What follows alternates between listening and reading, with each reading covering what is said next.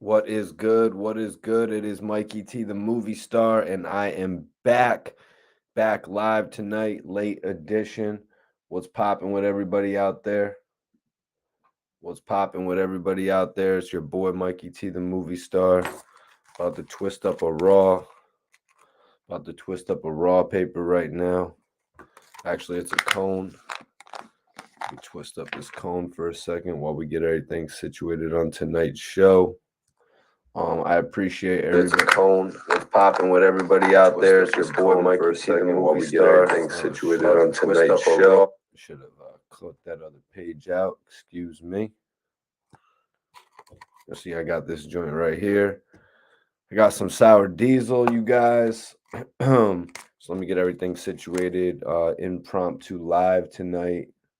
Just wanted to get on here and address all of the issues going on between Jim Jones and Freddie Gibbs and DJ Akademiks actually involving himself in everything. And, I actually had a chance to meet Jim Jones in Florida. I actually had a chance to meet Jim Jones in Florida at Scott Storch's studio.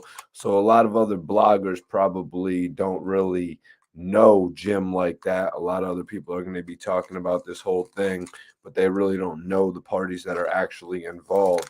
So I think that's something extra that I'm bringing to the game right now.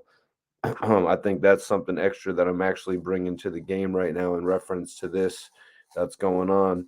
So they're saying that this involved actual Jim Jones and the Bird Gang.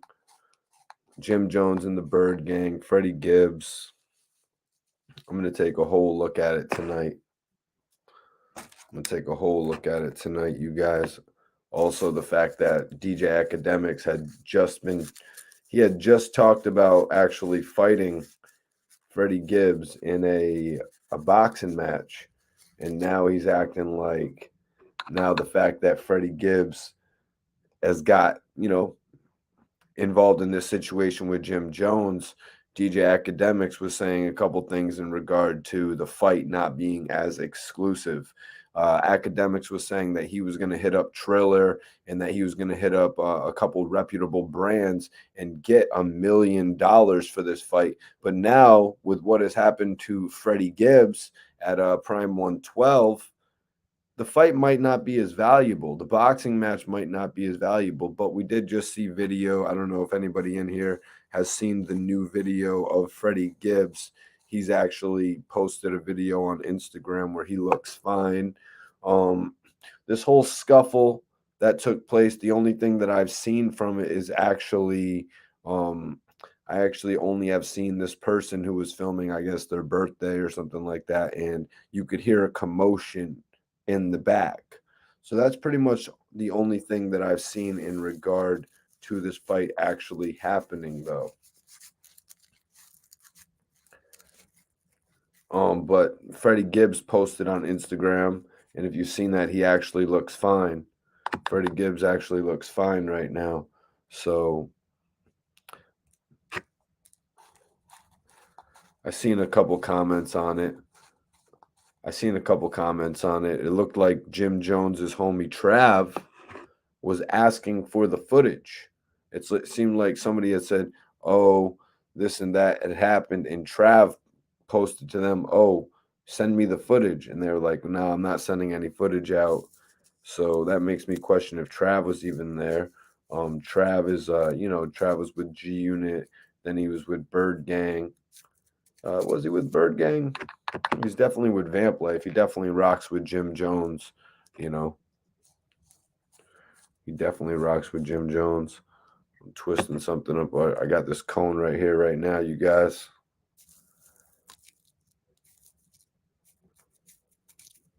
Yes. Yes, the cone is right. But I appreciate y'all for checking out my new interviews. Anybody in here seen the new interview with Skinny Me that I just dropped in the last few days? Y'all need to go check that shit out, man. Go check that shit out. All right. Y'all need to go check that shit out. If you've seen the Skinny Me interview, hit that like button right now. What up, Moolah, man? I'm about to roll some. I'm about to smoke something right now. I didn't twist that. I didn't twist the end of that, right? Whatever. Ain't no big deal. Ain't no big deal. What up with you, Moolah, man? Yo, man, this shit is crazy with Jim Jones. I'm telling you guys, Jim Jones ain't nothing to mess with. These dipset guys, when they see you publicly, they're about that life. You know what I mean? If you guys watched one of my interviews, with Uncasa, what up, AP? What up, Young Dig? If you guys watched one of my interviews with Uncasa, he explained they knew Max B was at this little spot in Harlem. So they went there and they faced him straight up, face to face. You know what I mean? Same situation almost here at Prime 112, I must say, with Freddie Gibbs and Jim Jones. What up with you, Johnny Ricks? Appreciate you for tapping in, man. Yeah, you know, Moolah, man, I'm not going to run away from any problems, bro. I'm not. I'm not going to be the blogger that runs on camera. I'm not going to be running on camera like King. I know he's got $900,000 bail right now, but he was also running on camera, just like he was probably running from his charges. Just saying.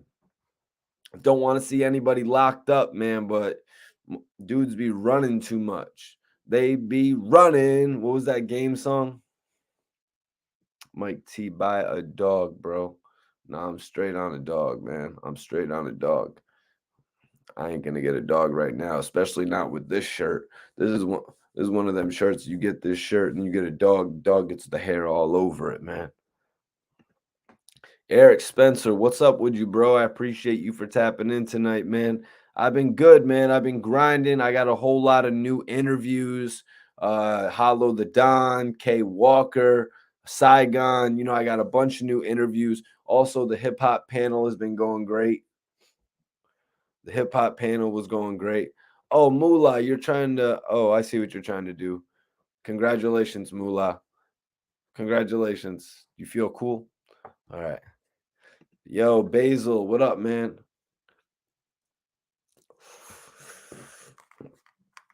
We on the raw papers tonight.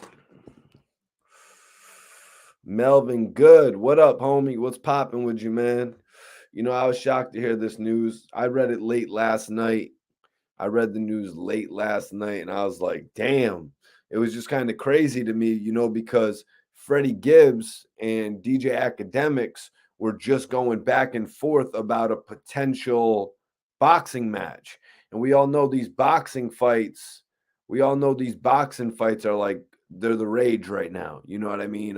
Versus boxing, you know what I mean? Everybody wants to see these shits happen live. You know what I mean? So actually getting to see Akademiks and Freddie Gibbs go at it would probably have been a very interesting thing. You know, Akademiks on the side of the bloggers. You know what I mean? Akademiks fighting for the bloggers. You know, and if you got team bloggers, you know, I'm going to be there. I'll probably be at the end of the bench. You know, you'll have your DJ Vlad, your Adam 22, your Akademiks. Who else will be there on the team? You know what I mean? You'll have Nori there. You know what I'm saying? And then you'll have me at the end of the bench. You know, put me in, guys. Put me in. They'll be like, Mikey T, the movie star. What's up? I don't need shit, bro. I'm Gucci, man. Wedding Crasher, Sativa. Let me see. Did I see that? I seen you in Massachusetts, bro. We got the Wedding Crasher strands around here. What up, Schizo? What's poppin'? Larry Langor, any word on Ab's appeal? As soon as I get a word on Ab's appeal, Larry, I will come and address it to the public. You know what I'm saying? When I was talking with Max B, you guys, you know, I did an interview with Max B in 2011. It was not until 2013 when Max B had heard about his appeal. You know, he got his appeal denied. It was a 2-year process, you guys. But also, Max B was locked up in 2009. So it was a 2-year process before he even got to his appeal. Basil says, don't forget about Hassan Campbell. Yup, you're right. Hassan Campbell will be there too. It's like the whole bench of us. I'll be there with the guys like, yo, Mikey T, the movie star. They'll be like, yeah, we know Mikey T, the movie star. We get it. But nah, real shit. I actually got the chance. I actually got the chance to talk to Hassan Campbell when I was in Miami. I was just in Miami a few weeks ago, and the homie AB, I ran into him at Wet Willie's, and he put me on the phone with Hassan Campbell, and it was a great conversation, man. It was a great conversation that I was able to have with Hassan Campbell. I sort of told him what I was doing. You know what I'm saying? I told him what I was doing, what I've been doing for the last little bit, as well as what I've been doing for my whole career and shit.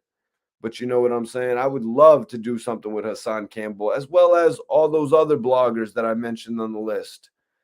You know what I'm saying? So it would be the bloggers versus the rappers. So that's what we're talking about right now. Akademiks came on and he said, I can't do nothing. I can't do nothing with Freddie Gibbs right now. He said, I cannot go to Triller. I cannot go to all the major outlets and tell them that I want $1 million anymore. So this was Akademiks' plan.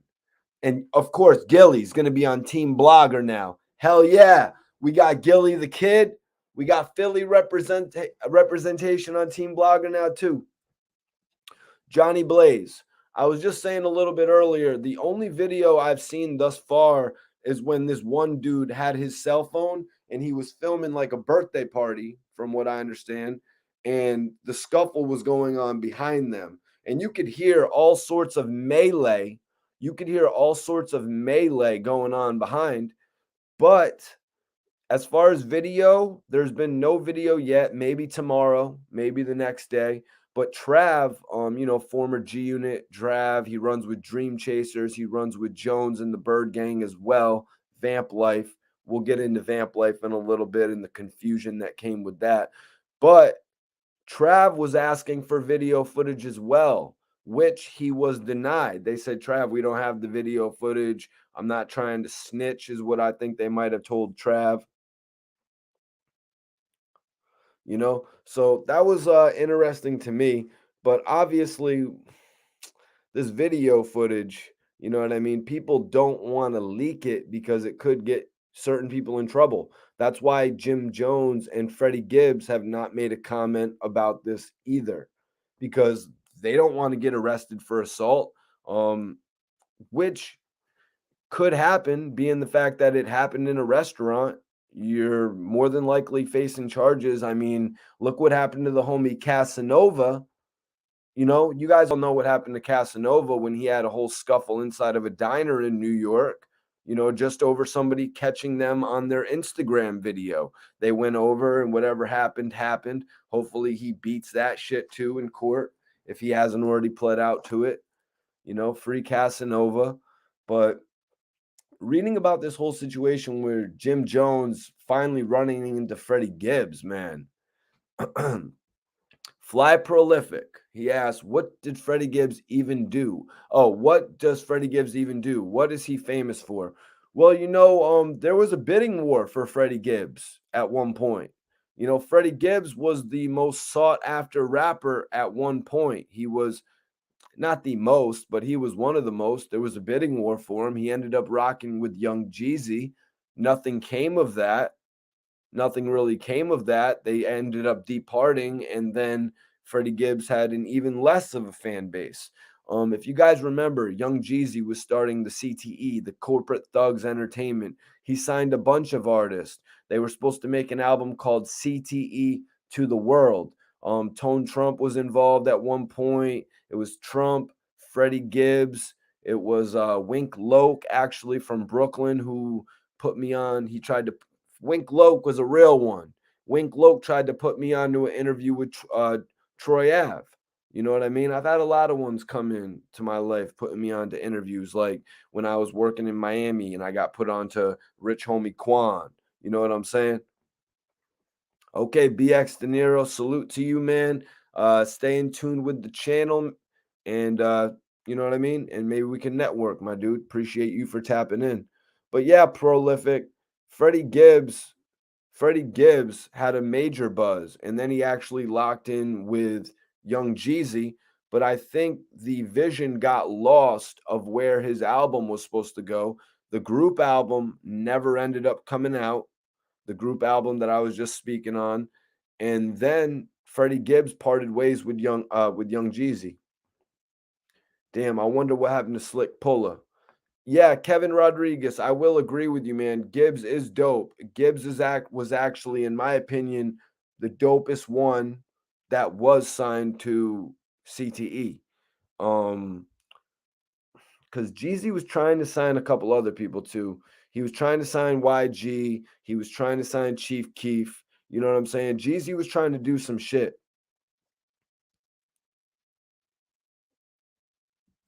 Can't Wait says, we understand there was a bidding war, but what music of his was fire? Can't Wait is asking that question.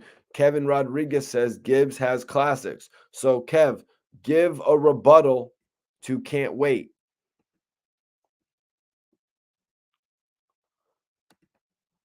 Token Choke. Yeah, salute, bro. Appreciate you for tapping in tonight, man.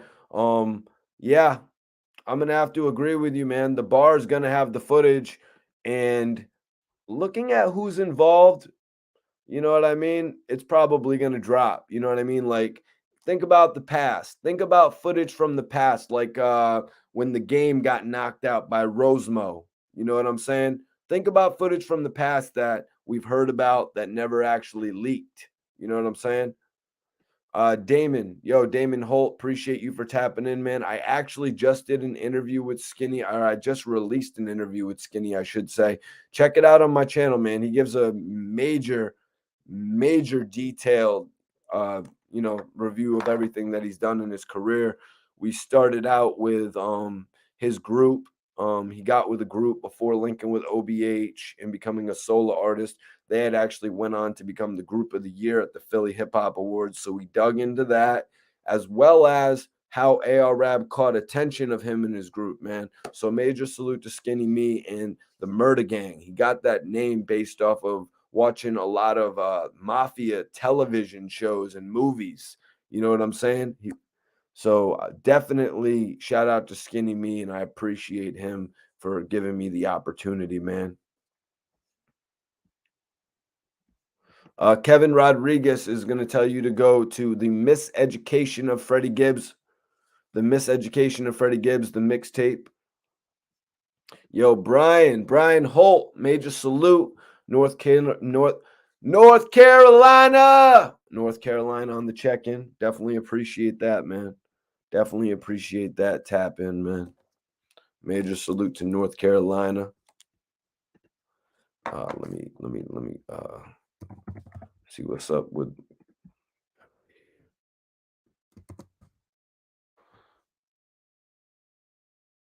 Black Illuminati featuring Kiss. Black Illuminati featuring Kiss. Yep, there's actually a video to that as well. Yep. So check that out, man. You know, Freddie Gibbs has a bunch of dope material. Like I said, he was my favorite artist that was actually signed to Young Jeezy. But let me bring in my guy from Philly. Yo, Rosewood, what's up, bro? Mikey T, what up, my J? How you? So, yo, Rosewood, first of all, is there any question that Freddie Gibbs was the hottest artist that was signed to Young Jeezy? Meaning CTA? Yeah. Yeah, because it was they had a bidding war for Freddie Gibbs, Yeah. and he ended up with Jeezy. I think he could have ended up with Ross, Jeezy. It was several people that he could end up with, and he thought the situation with Jeezy would be the best. Yeah, you know, Young Jeezy was going after several different artists, man. He went after Chief Keef. I Hmm. believe he was trying to sign YG as well, you know, when they had done that record together. But Yeah, some of those signings just didn't go through. You know, Chief Keef ended up with a much bigger deal at Interscope Records. True, definitely. And when you say especially YG, and I understand what Young Jeezy was trying to do, capitalize in Midwest, West Coast. He had the South, you know, even bringing Freddie Gibbs having the Midwest, and then eventually probably, he probably figured he had the whole East Coast. So, linking those artists together, he can form a network around the country. But those artists, they just seen bigger things for themselves. Like Oh you yeah. said, Chief Keef got a way better deal. Actually, I'm reading right here that Actually, I'm reading right here on an article from XXL that fans will remember Young Jeezy signing YG to CTE World Imprint in 2013 when he did the breakout single "My Hitta, My Hitta." That's what I was Mhm. remembering, but as I was not remembering him actually locking in the deal. Maybe he actually did release his first album with YG. Hold on one second, getting a text. He might have. Yeah, he might have released the album. I mean, I don't want to bring myself away from it too much right now, but let me see real quick. Let me just check this out because YG is not our topic tonight, but I'm gonna have to change. I'm just saying I'm gonna have to change my favorite rapper signed to CTE since YG actually was signed to the label. I'm gonna have to say. So the album was called My Crazy Life, and it actually came out on CTE and Def Jam. Um, and then Still Brazy came out with CTE as well. Wow, I'm actually shocked. Oh, I didn't know that. I thought he was straight at Def Jam. I didn't Yep, know that. yep. But by his album Stay Dangerous, he had just been at Def Jam. So he actually released two Okay. albums with CTE. And I was saying that was Freddie Gibbs' issue is that he didn't really get to release the projects that they intended to release with him at um CTE. Yeah. And they basically shelf Freddie Gibbs. And I think Jeezy, and that could be a reason why. YG's popping and YG had the whole the West Coast as a whole supports the whole West Coast. So he had his own movement already going, and Freddie Gibbs was just a upstart out of Gary, Indiana that nobody knew. So it was going to take a lot more to push his career than it would YG. Mm, mm. BX Rosewood. Salute, salute, my J. Can't wait. Can't wait says Hims being Freddie Gibbs being the hottest on Jeezy label is me saying I'm the tallest midget. All right. All right, man. Now you're making me want to go over Young Jeezy's label. Because let's see respectfully who was on the label. We had 211, we had Blood Raw. Mm-hmm. So I'm saying which of these artists Freddie Gibbs was hotter than. And he had uh Rocket, Slick Pulla, Wink Loke, Tone Trump, Skrilla, JW, Screw, Mm. Gamma, Doughboys Cash Out. Freddie Gibbs was the best one. He had the most potential. Put it like that. He had the most potential out of everybody that's named right there. Yeah, yeah. Besides, obviously, and the most successful that Young Jeezy ever had was YG. Facts. Let me see. But I did see some comments about Doughboys Cash Out. That was a group, right? Yeah, that was a group. Yeah, yeah, I do remember them. But I remember them, but I don't remember any real impactful projects or anything. Blood Raw and Slick Puller. I like Slick Puller. It was just like they would be on the mixtapes. You had CTE mixtapes, Young Jeezy mixtapes with CTE artists on there, and that was like the showcase right there. So even with that, Freddie Gibbs wasn't even really on no. But I think that he came later, oh yeah, that group was called the USDA. USDA. Yep, Yep. I wasn't too big on that. I'll be honest with you. I was more into Young Jeezy as a solo artist, but that's not really what we're here talking about today, man. It's pretty crazy. Last night, Rosewood, I almost hit you to jump on this, man, because DJ Vlad actually reported it. Say Cheese, all the blogs now, Complex, but Vlad broke the story really about Yeah. what happened at Prime 112 between Freddie Gibbs and Jim Jones. And from doing interviews with some of the guys in Dipset in the past, man, Dipset doesn't pull any punches, man. If they're in the same area with you, man, and you guys have issues, and these two have issues based on a track called Freddie Soprano from actually from Freddie Gibbs's first album that did Mhm. not release on CTE, but the album released on Empire. I want to say it might not have been Empire. Let me get my facts straight up because it was. I'm not sure. I know it dropped though, and it was definitely hard for him to drop because it was a lot of backlash from Young Jeezy. Let's see. So his second album was called Shadow of a Doubt. Yeah, it was ESGN Empire. His first album was called ESGN, and it Hmm. dropped on ESGN with Empire Distribution. He went Um, independent. yep, he went independent. Let's see, who does he got for features on here? And the record was called Freddie Soprano. It was actually produced by Big Germ and Sayez. I'm not familiar with them, excuse me. Features, he's got Daz Dillinger on here. As far as notable names, that's all I'm really seeing. BJ the Chicago Kid, Hmm.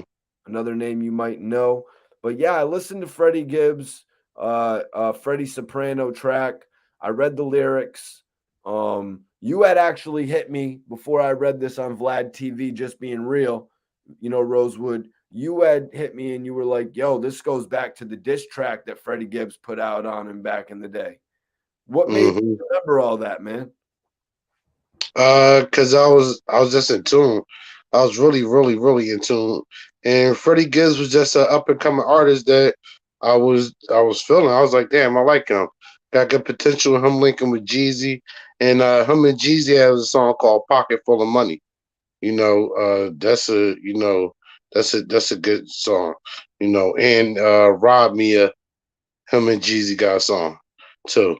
That's a banger. So they do got a couple songs that's banger. They're like hitting gems now. You'll probably have to look them up on YouTube somewhere. But it go back because uh, Jim Jones started the clothing label. I do believe Vamp Life. Amp Life. Yeah, and it's crazy because this is where you insert DJ Akademiks because he's talking all this shit about the VL, the Vice Lord, whatever he's going on and on about.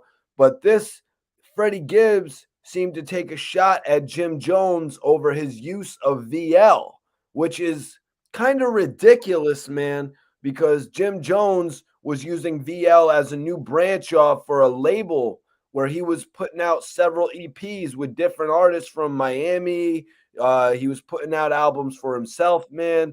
So reading into it being about vampire life is kind of like, are you serious? Like you got to be able to distinguish the music industry from the street shit. But the music industry and the streets go together. So with Freddie Gibbs, because I definitely remember at the time the reason why he was saying what he was saying. He was saying that him putting up that sign, if you go in the Midwest, it's going to be people that take offense to that. And if you're taking that all around the country, it's vice lords that are going to take offense to that VL. It's just the way the culture is of the gang life. So even that you're saying is vamp life, they're like, no, you're trying to erase what it really means, and it really means this, and it can only mean this. So he's saying like that's what it's going to be, and if he's gang affiliated, then he's going to feel some type of way. And he's also a rapper, so rappers gonna go at rappers. Well, man, I really was just thinking more of like Jim Jones is kind of seeming like Louis Vuitton. You know what I mean? That's how But I that's was looking at it. but that's LV. That's LV. That's not VL. Yeah, I know, but it pretty much looks like the same thing, Rosewood. The gang culture, Mikey T, the gang politics, man.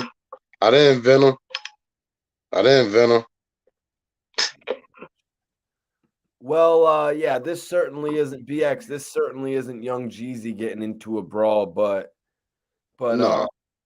but speaking of the brawling aspect of it, Academics says now that Freddie Gibbs got washed, it's going to be harder for him to get $1 million for a boxing match against Freddie Gibbs. He said, "How am I going to go to Triller? How am I going to go to Triller now that you got washed, man?" Now they're going to be like, "Oh, Freddie Gibbs already got washed, man. Why would we want to pay you $1 million? Why would you want to pay?" Well, I think they want to pay $1 Talking. million because people want to see if DJ Akademiks gets washed, right? Yes, yeah. That's the thing. That's the thing. Freddie Gibbs, situations like that, because I heard he wasn't by himself and Jim Jones wasn't by himself. So it's a melee. So it wasn't like him and Jim Jones squared up 1-on-1 in the parking lot and they got their rumble on and he lost. Okay. We all know that's not the case. It's a melee. So we don't know who came out on top, who got how bad anybody got done dirty. We don't really know. And then especially like sometimes when you in that pack, if you're outnumbered or whatever, there's so many people trying to hit you or whatever, they're basically just missing or whatever. So who knows what really happened but the people there, but I won't say he won't get $1 million because Freddie Gibbs got into an incident. I think he would get money now because Freddie Gibbs's name is all over and with Jim Jones. And they have a beef stemming all the way back. So they looking like, oh, if Freddie Gibbs gonna get on in the streets, we could pay to see this. Yeah, let's be honest. A couple weeks ago, when Freddie Gibbs was going back and forth with Academics, the conversation switched like this, Rosewood, and it went from Freddie Gibbs versus Academics to Academics versus Gilly the Kid. If you don't remember, Yeah. it Yeah. kind of got flipped. Yeah. Yeah. Now, I mean, because I think Gilly trying to capitalize on the opportunity, like A the blog, million, they get you 2 know, million. yeah, the vloggers really doing the celebrity thing or whatever. But Freddie Gibbs had went on Jellin and Jacoby show on ESPN, and Skizzo, what up, my G, West Virginia in the building. He went on Jellin Jacoby show, and he talked about it. And he said, "Yeah, he'll fight Academics or whatever. He don't need no money. He could donate to charity." He said he just want if he won, he just want DJ Academics to erase his Instagram. Well, before you got on, man, I was saying it's gonna be like the bloggers versus the rappers. You know what I mean? We got like all the bloggers on the bench. You got Hey, Academics, you got Adam 22, you got Hassan Campbell. You know what I mean? You got Mikey T the movie. You got me right there at the end of the bench, like rooting everybody on. Let's get it, guys. Let's get it, guys. They're like, oh, Mikey T. I'm like, yo, be sure to get me in at the end of the play. Then you got Nori. You know what I mean? You got all the big bloggers, the biggest bloggers, Doggy Diamonds and MREC in there too. You know what I mean? And then you got the rappers. You know what I'm saying? True. But what I That's a was good saying, concept. That's a good concept. yeah, man. Yeah, we're the bloggers, man. We're like the Avengers, but we're the bloggers. I But wish they could structure that. on the real with this whole boxing thing. So do you think Freddie Gibbs should probably what I was saying with it is that Freddie Gibbs kind of has got his name back in the headlines. So academics Yeah. should be less worried about selling it. It's gonna sell better now, especially if nobody sees the footage. Like people are gonna be like, "Ah, shit, we didn't get to see the footage. I guess we got to go see Freddie Gibbs jump in the ring." Yeah. That's a good observation. Because if there's no footage or whatever, then you definitely gonna still sell academics and Freddie Gibbs. Because you're gonna have people saying, "Oh, he got beat up by Jim Jones." Then you're gonna have some people saying, "So what? DJ Academics can't beat him." It's gonna be so much back and forth banner and conversation. that They're selling that. They're selling that all day. They're selling that all day. I think everybody would be watching that. Everybody. Just because they're waiting to see academics fight somebody. Hell yeah, man. Academics and Freddie Gibbs. Because obviously Freddie Gibbs and Jim Jones, there's too much tension too much tension there for them to really do it. Yeah, that's different. That's a different issue. Like he said, Freddie Gibbs said on Jalen Jacoby, he like, cause Jalen Jacoby's like, this not no real beef. He's like, yeah, no, or whatever. He's like, that's why we could do a boxing match. Talking about with academics. Right. So it's not the same. It's not the same energy as with him and Jim Jones. Like I said, that goes back to like 2014 with their issues. Now, Freddie Gibbs did release a video. I don't know if you saw it. He posted a video on Instagram. He looks fine. He was all Yeah, I smiles. saw. No, I saw it. Any chance that's an old video? I mean, he been in Miami. He did the Jalen Jacoby show in Miami. It. Who really knows? Who really knows? Yeah. You only video I saw was like it was somebody like at the like party or something, and it was just you just hear the melee and the scuffle in the background. So who only way we'll find out is somebody gets a hold of the cameras in state 123. If they get the camera footage from the steakhouse, that's the only way you can see it. All right. So a melee happened. We kind of heard it on that camera. They didn't hold it up. People are kind of particular about that right now. If you film somebody else's issue, you're kind of going to almost get hands put on you if it's a celebrity. And people kind of know that. Like that's my interpretation of it. You know what I mean? Sometimes, but obviously that's kind of wrong because people are ignorant and they just film everything. You know what I mean? Oh yeah. Now it might have just been people were caught off guard and didn't have time to do all that, and it probably didn't last that long. So, like I said, it would have to be footage from the steakhouse. We would have to see something like that. And that might surface in the next day or two, but since this happened in such a public setting, is somebody definitely going to get arrested, Rosewood? No, not necessarily, because fights happen in public areas all the time, Yeah, and they do. even with celebrities or definitely rappers, you Yep. know, like I said, so then there's definitely a good possibility maybe TMZ can get the footage or whatever like that. They'll pay, the money to get the footage of it to let you see what really happened, and nothing really will come of it. It is what it is. Yeah, there's a lot of footage that we haven't seen out there that we've heard about allegedly, like the Oh yeah, game, the game getting knocked out. yeah, yeah. There's Um, no um Public setting, Rosewood. We've heard about a fight that took place. Quentin Miller talked about Meek Mill and Dream Chasers beating him up at the shoe yeah, store. Even yeah, what happened with Tiffy and Safari in California, all these things happened in public places. It's kind of more about the person pressing the charges, I guess. yeah. Lil Uzi running down on Rich the Kid on South Street. Oh You man, know, what do you remember about that one, man? I had Gilly talking about that actually. a classic Philly moment, man. Uzi pulled up like a real Philly. You know what I'm going to say, but we on here. So he pulled up like a real G. Ready to give him a one-on-one. Cause it's like, yo, you ain't gonna keep talking, ain't you in my city? And give me a one-on-one. I ain't part no security, no extra homies. I'm hopping out the well myself. How far must little Uzi have been away from there? Maybe 15 minutes.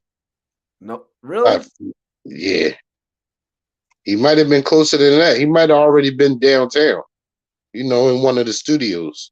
So Just if he's down. already downtown, yeah, if he's already downtown, he's 5 minutes away from South Street.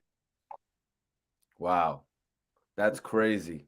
That's crazy. Yep, had him running inside of a store, from what Gilly told me. Subway. He Inside the subway.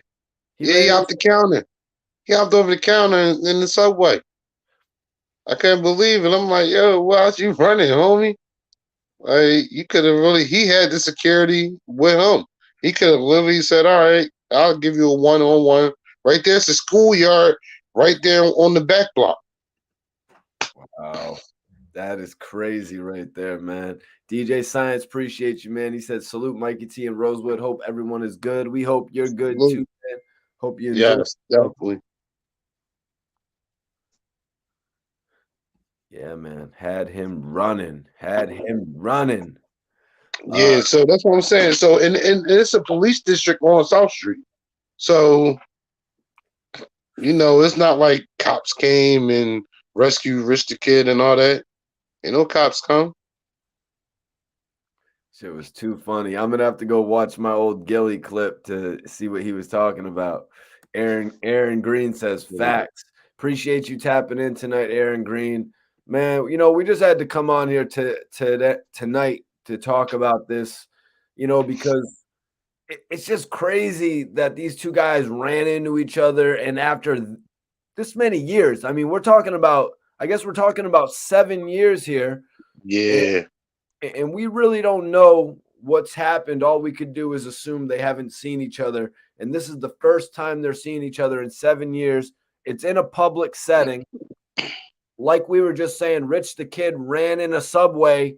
You run into you figure you go into a restaurant, you're going to get away from the melee, right? Mm-hmm. But the Dipset guys will bring it to you anywhere, man. Bird Gang will bring it to you anywhere. Yeah, Dipset. Listen, Dipset had their altercation in the city too. People throwing the chairs on the stage, Jim Jones throwing the chair back at Powerhouse. And Philly got love for Dipset all day, but it's just some wild people sometimes go crazy, man. And it's just it is what it is. But at the same time, I never heard them backing down from any situation, even when when King was going at it with 50 and stuff like that. Like, people ready when they was going at it with The Rock. It was never like that aura about them that they were like taking the back seat to things. They were like, look, if the issue come, we ready for it. We gonna rock out. We Harlem dudes. We gonna handle it the right way. So, with him and Freddie Gibbs, I think in that 7 year time period, Freddie Gibbs just started getting popping. He got nominated for a Grammy, I do believe, or in album of the year, nominated for album of the year, Grammy nomination, and that's all being independent and all that. So his buzz started gaining momentum within, I say, the last 3 to 4 years, maybe like that. So those 3 to 4 years before that he's going at it with Jim Jones, he's not as big as he is now. So now he's in different places, Okay, and he's take me into it right there. Back then, when he had got nominated for a Grammy, he was actually nominated for the rap album for Alfredo. mm-hmm. Crazy. Gary native Freddie Gibbs was nominated for a Grammy Award for the best rap album for Alfredo. That's nuts. So tell me, back then, so I guess this is 2000 and this is back then. It's Jim Jones is kind of past his prime as well too back then. Mm-hmm. Yeah. Yeah, because I mean, balling all that. So Jim Jones, I think he's doing the Love and Hip Hop thing, Okay. and then he was basically he's doing that and coming back into music, and he was because that's like the music and the clothing was coming at the same time. Because the Vamp Life, I do believe, was supposed to be like a record label too, Yeah. or whatever, and the clothing line. So Put out yeah, so several he's albums with them. yeah, so he was coming with the music and the clothing line. He's doing TV, You know, he's making his move. He's making his resurgence back in the industry as a solo entity, of, separated from Dipset. And meanwhile, Freddie Gibbs is trying to become the next big thing. Facts. Yeah, trying, not even next big thing, trying to even get his foot in the all the way in the door for the spotlight to be on him, because he was independent, and now you're going up against somebody that has industry backing in Jim Jones and Young Jeezy. Well, I think Jim Jones's industry backing was kind of gone by that point. I mean, at one point when Jim Jones was biggest, he was named the A&R, the executive at Atlantic Records or something. Yeah. Now, but the thing is, what I say, still, when you're independent and you're Freddie Gibbs, you don't have the industry connects as Jim Jones. You know, Jim Jones had independent solo deals, but you know he's going to be around Def Jam, Rockefeller. He has industry pull. Yeah, he was named I'm reading he was named the VP of Urban A&R at Koch. You know, I know he went on to have a much bigger record label. He had a bigger record label position before that, though, I want to say. But then he moved down to a indie. He kind of he lost his wave. Well, they had they would remember they were dealing with Koch. You know, Cam was dealing with Koch, right. Jim was dealing with Koch. But after Jim Jones got Ballin', after Jim Jones released Ballin', he like shot up, and then he got a executive position at a major label. And, Facts. And I think the thing that he did wrong was he didn't sign Max B and Stack Bundles to that. Facts. That's how I feel too. He didn't sign the the up and coming talent, and then bring it all together and make it a cohesive unit. He could. Yeah, all of them, everybody that he had there, he had the opportunity to make a real cohesive team that can last all the way up to now. Levels Up remix. The last hot remix from Jim Jones, really hot remix was that Day and Night. I will have to look that up. You know the Day and Night freestyle he did? Remember that Day and Night shit? I remember that, but I'm trying to think of like the last hot remix that Jim Jones. Yeah, I don't want to disrespect Jim Jones in any way because I'm really a major fan of his, man. You know, I'm really a major fan of Jim Jones's. He actually came up from the independent. Nobody thought that he would have blew up the way that he did. Cameron was with Def Jam. Joel Santana was with Def Jam. You know what I mean? Jim Jones had to start off at the independent, and he proved that he could do his shit. That is true. That is true. I just say that because if he would have actually had Max B and Stack Bundles signed to that major, then he would have, really made fruit. You know what I mean? Then he really cash is what he would have made. He would have really made money at the record label, and then they could have done all the other little shit that they were doing as well. Yeah, definitely. If you would have signed them, you're creating a well-oiled machine, and then let's imagine whatever you drop. If it's it probably would have been a banger with all them, say the group project, and then you do solo projects. Then the label is going to have to give you more money, or you can now shop these other artists to other labels and then get a bag that way. So I never really won't know. Only God would know why he didn't sign them. Well, he did sign them, just not to deals with that major label. No, that's what I mean. Yeah, that's what I mean. Now, Rosebud, I want to go over this record. Here, Freddie Soprano. I got some of the lyrics. Vlad actually posted them. After you told me about it, I was hyped that Vlad actually, they went in and did their research too and found out that this is deeper. It's from a diss track, because when you told me that, I was like, oh shit. So there's more there obviously was more to it, but there's more to it that's actually on record. Oh yeah. So here it is with Freddie Soprano. He said, working that scale through the day and night, this V and this L that I throw up don't stand for vampire life.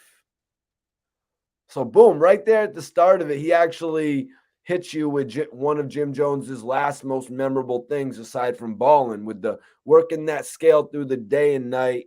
This V and this L that I throw up don't stand for vampire life. And that's what you were honing in on. The V and the L, which Freddie Gibbs, who apparently comes, he's taken offense to this because it's what he comes from, what he knows, maybe what one of his family members knows. I don't know. No, that's no, I do believe he's vice lord. He comes from Gary, Indiana, and Gary, Indiana is real close to Chicago, especially the south side of Chicago. And Gary, Indiana is like one of the worst cities in America. It's really, really bad there.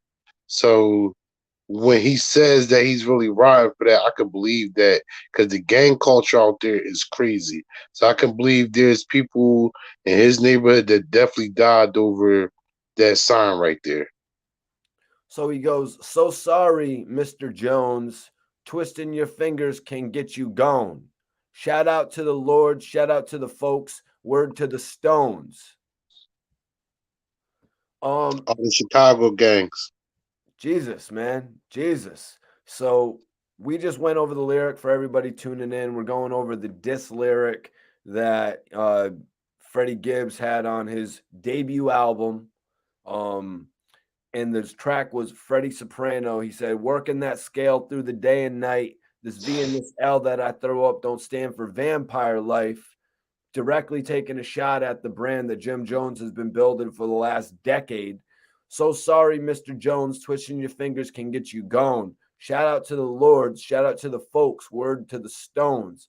Why is Freddie Gibbs coming at Jim Jones like that? Because Jim Jones obviously came up with Dipset. I mean, you could obviously tell the affiliation that Jim Jones and all of those guys had. So why do you think Freddie Gibbs is taking it that far to, try to explain to Jim Jones gangster lifestyle on track?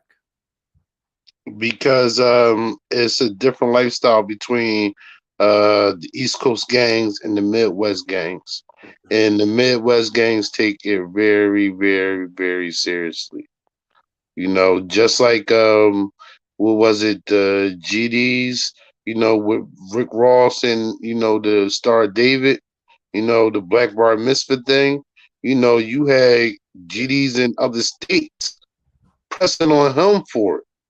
And now this, they're going to court for that or whatever. Well, they're locked up for other things, but that was one of the things that came out that they were doing was pressing him because of him using that on his album and all that. So that Midwest gang culture thing is real serious. Is real, real serious. Damn. Yeah. New York says Fred Gibbs is from the hood, bro. Yeah, man. Jesus. Gary's a bad place. Gary, Indiana is a bad place. Real, real, real impoverished place. So saying a lyric like this, Rosewood, Freddie Gibbs must have known what it was like on the spot when he would see Jim Jones, or do you think it's been so long that he wasn't paying it no mind anymore? No, well, what I heard was that he was coming in the steakhouse and Jim Jones was leaving the steakhouse, and the entourages clashed together. So it wasn't like he was sitting there chilling. Jim Right. Jones walked up, yo, that's something right there, or vice versa. They really met. I'm here, and they really just met like that. Yep. And then it's And on Vlad Say Cheese, they're saying that one of Jim Jones's people popped off on Freddie Gibbs directly. right, Which yeah. So DJ Akademiks was talking about it. He has been to Prime 112. I have not, so I cannot really give anybody an idea of what it looks like in there. Now I've been to Live probably 100 times. When we talk about the Island Boys going to Live, When we talk about the Island Boys going to live, I can talk to you all day about that. But I've actually never been to Prime 112. I would like to go, but tonight, that night at Prime 112, it wasn't only about the food. It was about Jim Jones actually catching Freddie Gibbs after a number of times of being called out. So Freddie Gibbs, from what Akademiks was saying, ran to the bathroom to escape when Bird Gang was out the door. I think that's just Akademiks being comical. He's spicing it. He's spicing it. It up. He's saying all Yeah. types of shit, man. Yeah. He's throwing all types of shit in there because he wants to take his victory lap here. Yeah. He got it. Because I ain't gonna lie, Freddie Gibbs killed him with the Teletubby thing. And even Akademiks had to say that was a good one right there. So he been waiting. Yeah. Akademiks been waiting for something to happen to Freddie Gibbs. Bro, and this is this time. He never thought this was going to happen, especially so close to their confrontation. Facts. That's how the universe works. And Akademiks said this is perfect timing for me. Salute my J main event. Perfect timing. So that's why now they definitely should capitalize and do a charity boxing event off this, because now this is up. It's at its peak. So what if you're only going to get 500,000? You know what I mean? Take the 500,000. Yeah, that's cool. Come on, man. It's going to be only like 3 rounds anyway. Would probably be like, Akademiks would probably be like, why would I take 500,000 to box a dude when I could potentially lose when I make $500,000 in a year regardless? I'm going to make that or more in a year. So why would I take that to get my ass whooped? True, but I think somebody would put up the $1 million just to see.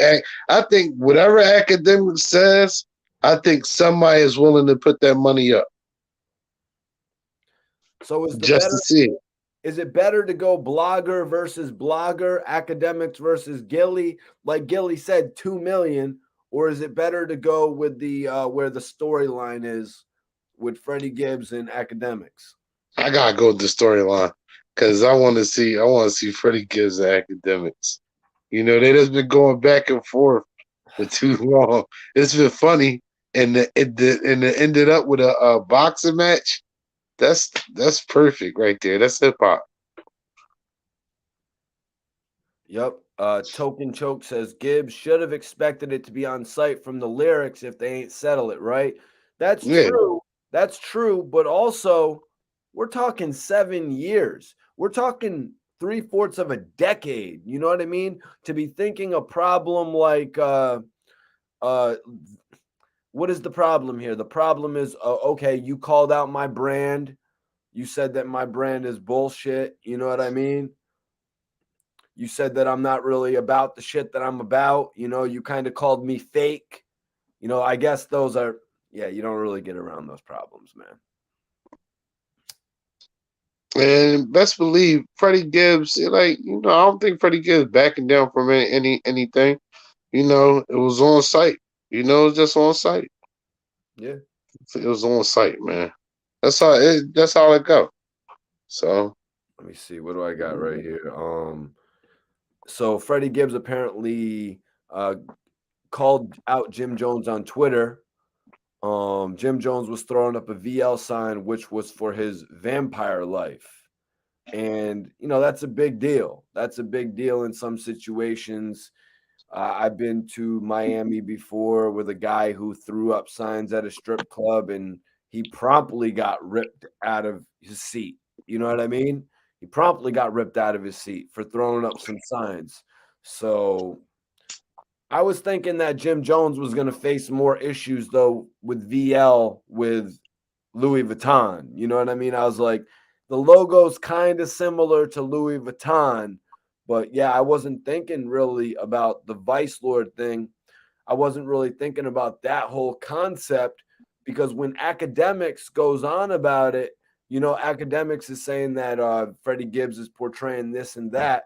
I never really looked at Freddie Gibbs like that. You know what I mean? I never really read too much in his character, and looked at him like that. But now you're kind of telling me where he's from, like in comparison to where that's near, which does in a way help shape what he's been, his character.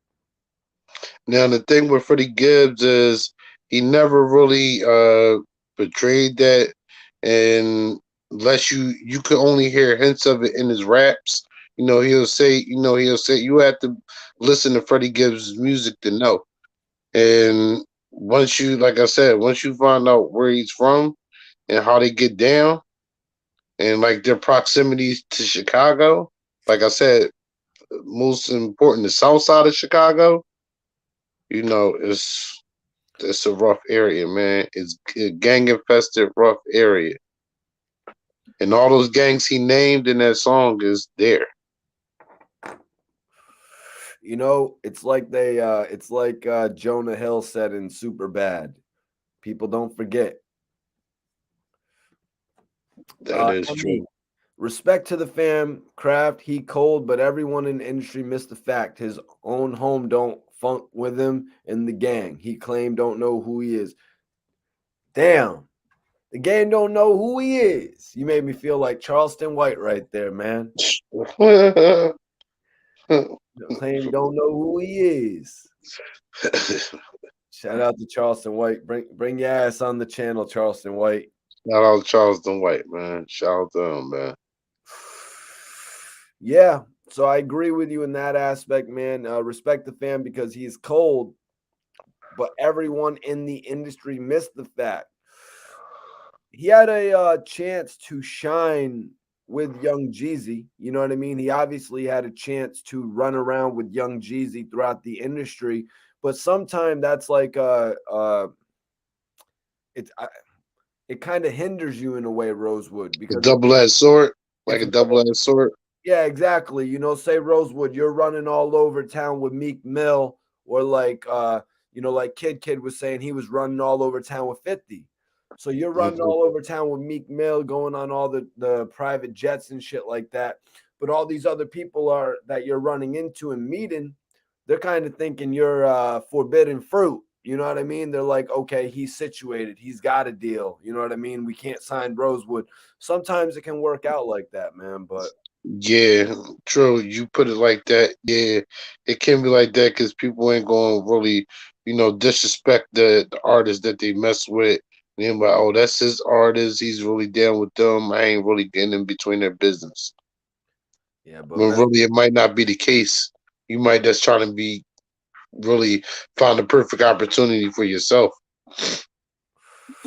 yeah, but Rosewood, I don't see you being the type of guy who would be in that type of situation and not make any connections and stuff. Well, everybody's different, like you say. Everybody approaches situations different.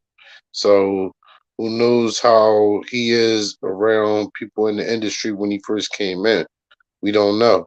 Yeah, How he was dealing with certain people. and You who know knows? And who knows how the major artist that you're running around with is going to react?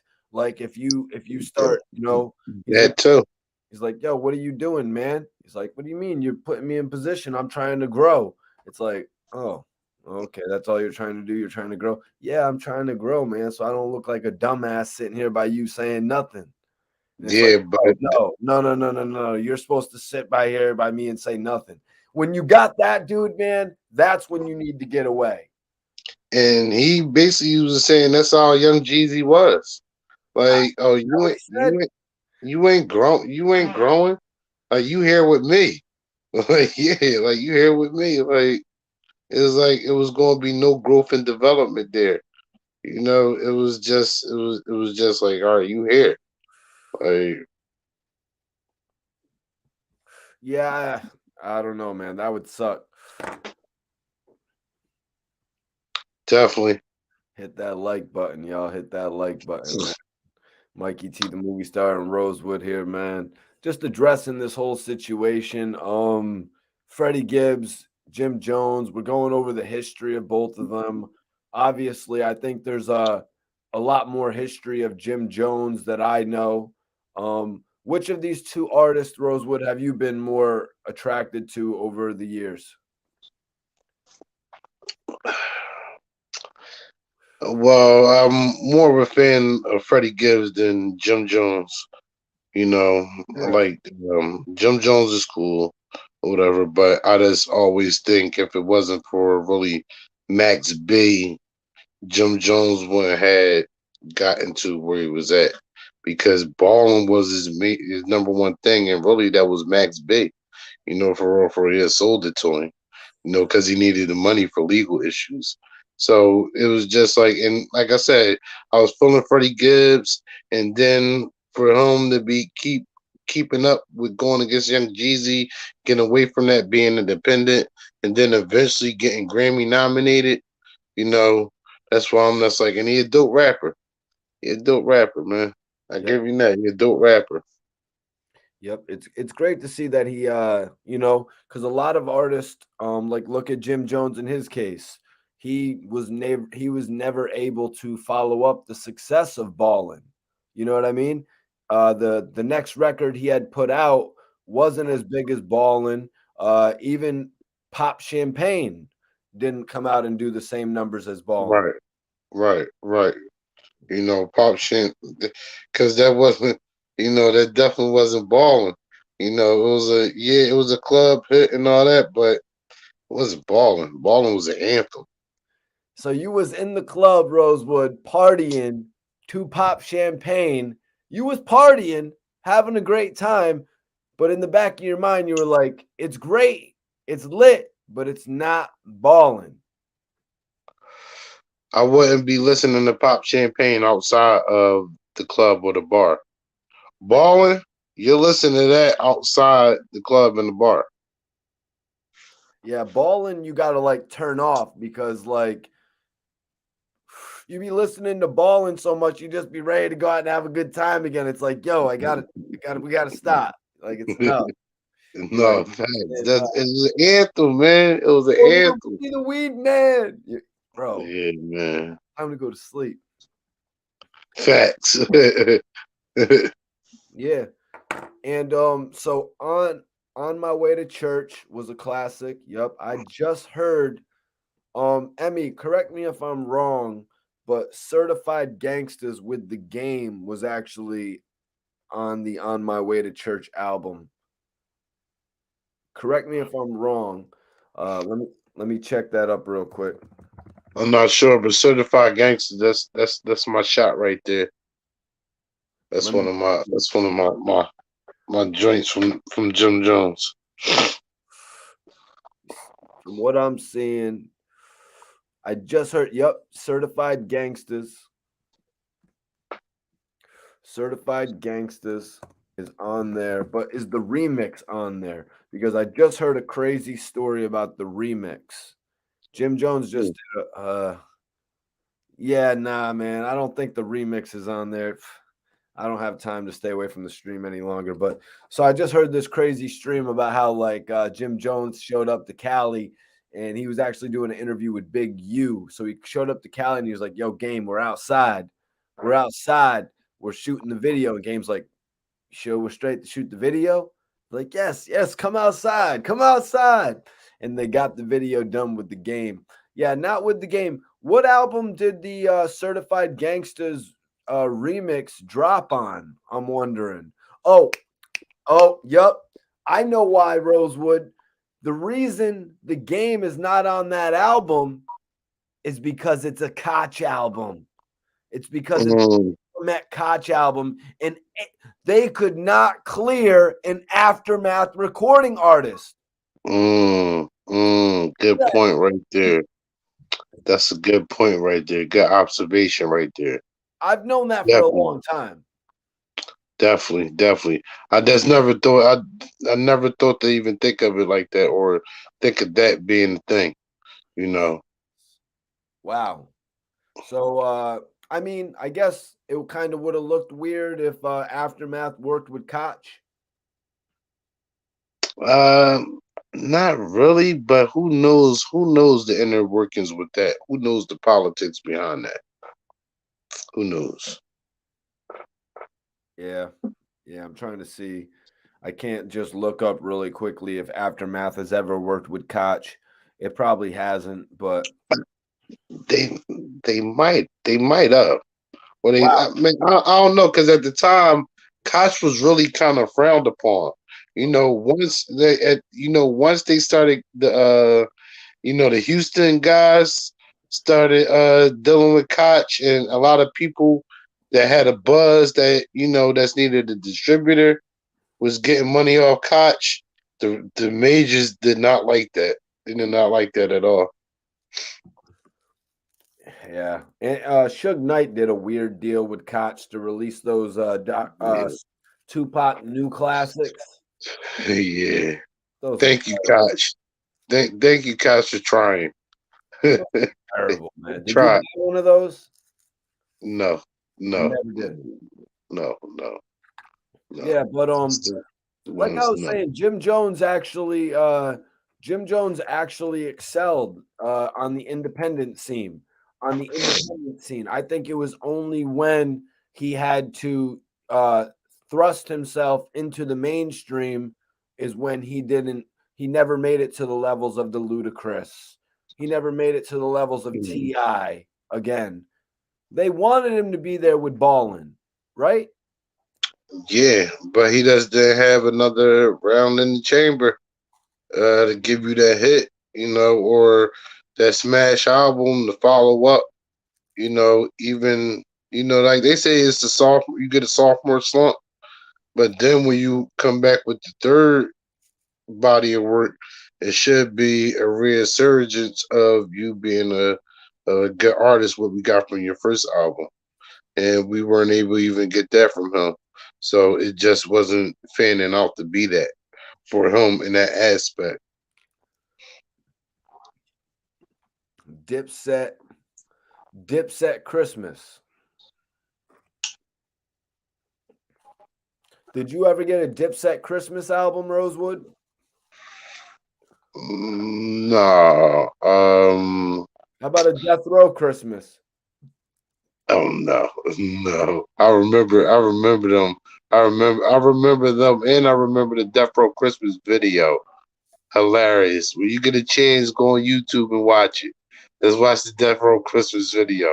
I swear you gonna crack up. You gonna crack up. All right, so I wanna just look this up here just for reference sake with Jim Jones and his albums because the majority of his albums have been independent. I want to say, not considering the new albums that he did with Vamp Life and all that. Let's see. Did he ever sign the Def Jam? Nah, Did he Jim never. Jones ever sign the Def Jam? Nah, he never. Oh my god, Jim Jones never signed to Def Jam. Okay. That was Cam and Joel. Yeah, Well, yeah, they never got him a deal over there. But actually, we'll hear him. We'll see in 1 second. So on my way to church was Diplomat and Koch, and it had first week sales of 44,000. And we just said like that had certified gangsters and crunk music on it. And honestly, they didn't put the certified gangsters remix on it with the game because of those complications, I assume. Busy Bone was on the album. mm-hmm. Let's see. That one sold 44,000 copies in the first week. Pretty good.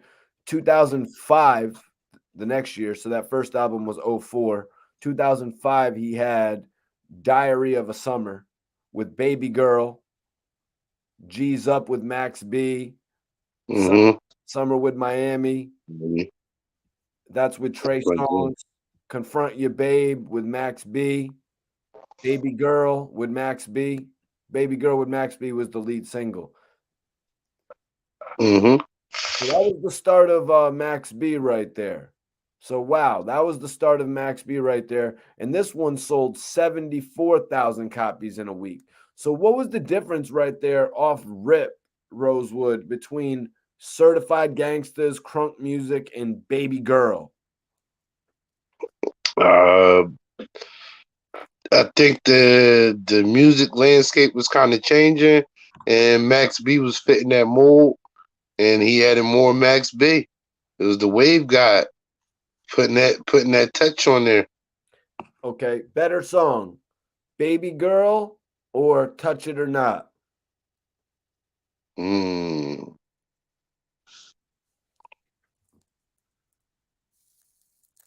I like both of them. That's the crazy part. Damn. All right, we're gonna bring it to the chat. We're gonna bring it It to the might. chat. Is it Touch It or Not or Suck It or Not? It's well, the dirty version is Suck It or Not. The clean version is Touch It or Not. But both of those songs is both of them Jones is my shot. I'm gonna have to say Suck It or Not because that's my jam right there, yo. We're asking the chat before we keep going. Before we keep going, we're asking the chat. Better song, Baby Girl with Max B and Jim Free Jones. Max B. Free the brother Max B. Or Suck It or Not with Cameron and Lil Wayne. So this album was actually Diplomat and Koch, Jim Jones's sophomore album, 74,000 copies sold. Still nobody he also had Hussein Fatal on there, one of the Outlaws. But still, not everybody's going crazy. Not everyone's going crazy. But then the album that changed it all was Hustler's Poem, Product of My Environment.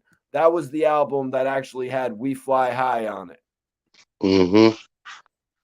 And so he did have a sophomore slump. It was basically set up for him to keep going up as the albums went on. Yeah. And then, his big album, then it was supposed to be Max B's solo album. Then you probably get a joint. Well, I don't know about all that, bro, but they were definitely using Koch Records like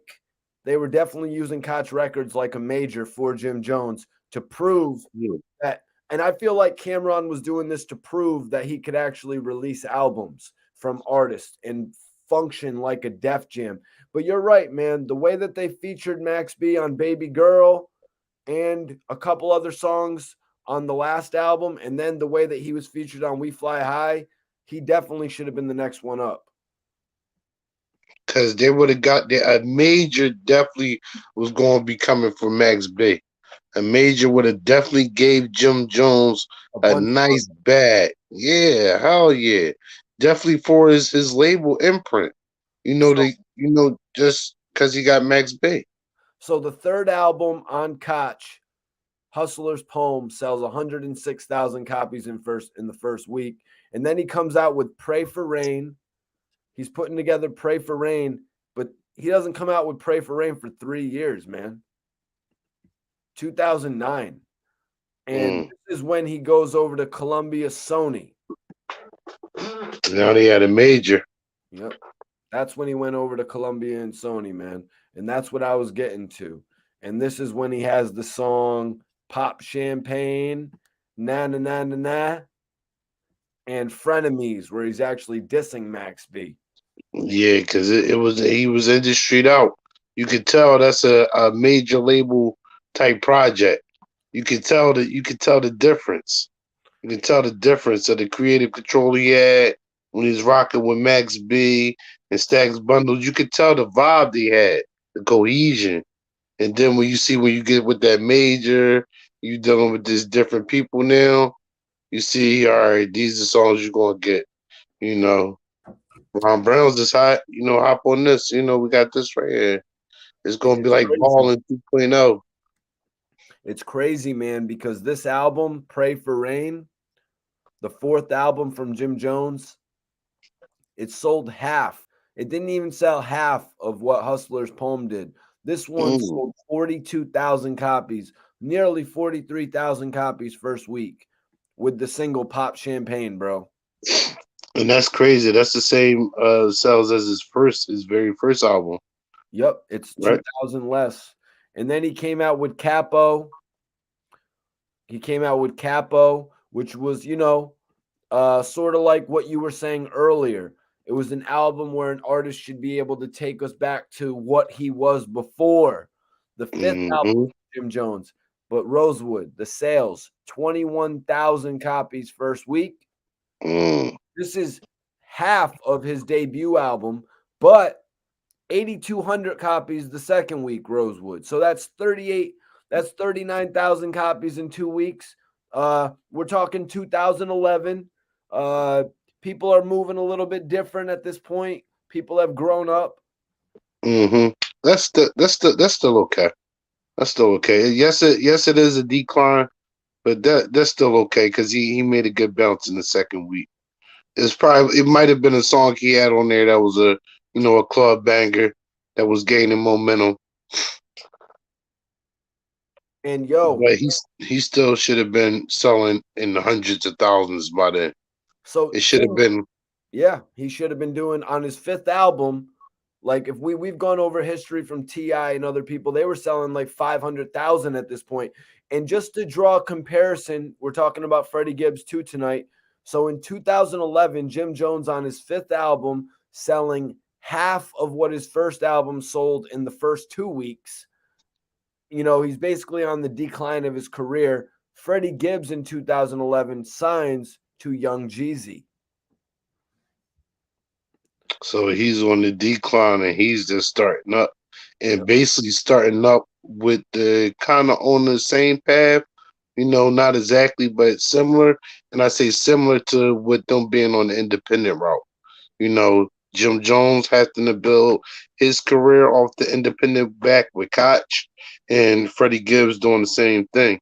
Had to really when he get away from Young Jeezy. Yep. Jim Jones getting away from Cam and Dipset doing his own thing.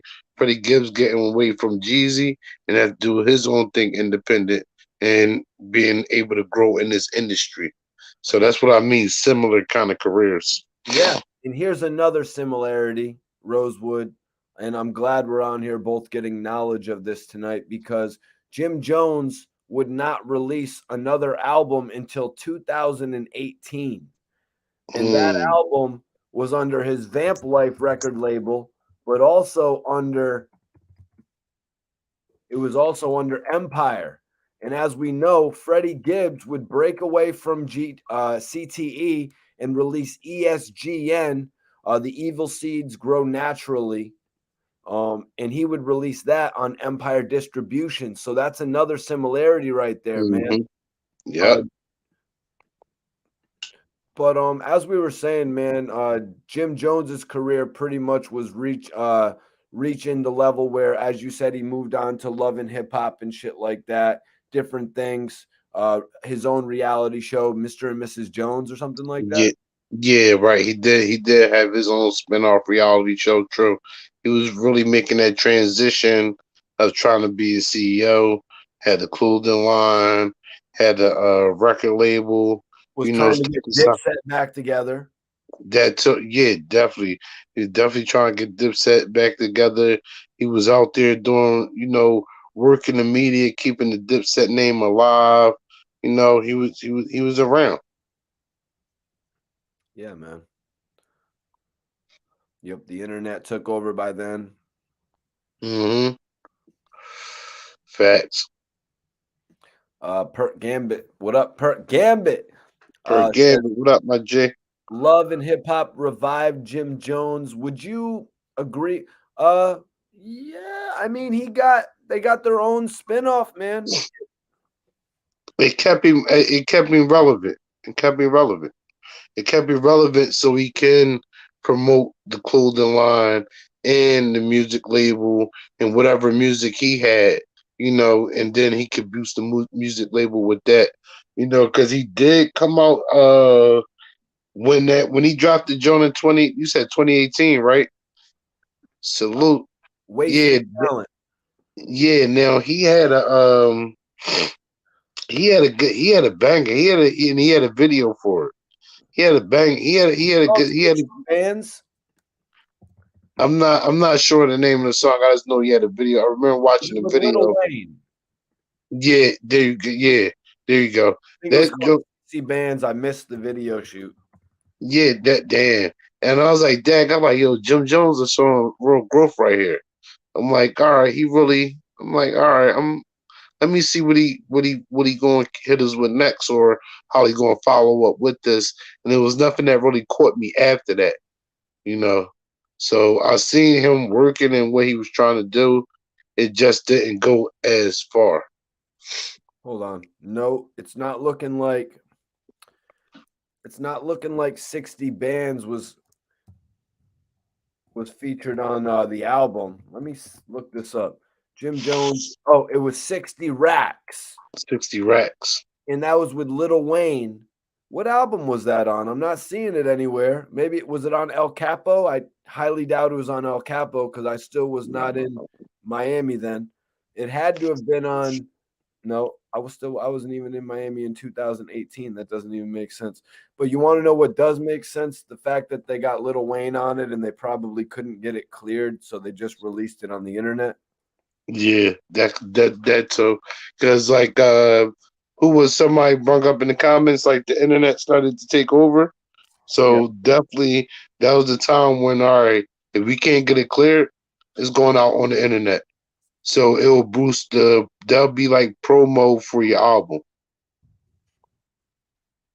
Yeah, exactly. You would put out videos as promo pieces. I mean, Rick Hmm. Ross, like we were talking a few days ago, Rick Ross built his whole, the 60 Racks video was in 2012. This um Rick Ross released a bunch of videos that got his whole label popping that put the whole world on to Meek Mill. Hmm. Am I wrong Hmm. when I say that? Or when Meek Mill signed with Rick Ross, those videos like Play Your Part, all those videos that he did with Wale and Ross, those are the videos that the world first like those were some of his biggest videos. No, how yeah. No, hell yeah. Because before that was Rose Red and Make 'em Say I mean, yeah. And that was really like local. Those ones with Rawls put them on the national scale. Yeah. Put them on a national scale. He had some cool shit with Young Guns too, man. Yeah, it was cool how they all ran down to Miami together and shit. Definitely Emmy, do. Emmy says that Meek was put on by Oskino in state property. Could Meek Mill have potentially been signed to state property if that was a thing, Rosewood? You mean if state property was still around? If state property became a label back then under Rockefeller, imagine if they would have signed Meek Mill back then. It kind of would have been like how like OZ Sparks was coming up or some shit. Now that's a good hypothetical right there. You know, it depends on, the success they had with artists that weren't originally with them. You know, if they had successful artists that weren't originally with State Property or Rockefeller, then Meek came. I think eventually, he could probably have the same success. Because they would have still been putting out hits. What would the label? So the label wouldn't have. The state property was the group, so the label wouldn't have been called state property. I mean, Jay-Z probably could have gave Beans a label, and if Beans had a label, I think it would have been called State Property Records. I That's don't what think they I'm would. saying. Just like Yeah, G Unit was a group, and then G Unit was G Unit. Junior Records. Yeah. Hmm. Same thing, and it would have been under Rockefeller, Wow. probably slash Def Jam Wow. A block away or from State. Hell agrees with you. A block away from Hell agrees with you. Says Jim Jones makes good music, but Freddie is on a hell of a run too. He's never put out a whack album. That's it's crazy because he really hasn't. He put out every album is a great body of work, and it can't be denied. It's really a great body of work. If you're a fan of hip hop, fan of rap music, like those albums are great bodies of work.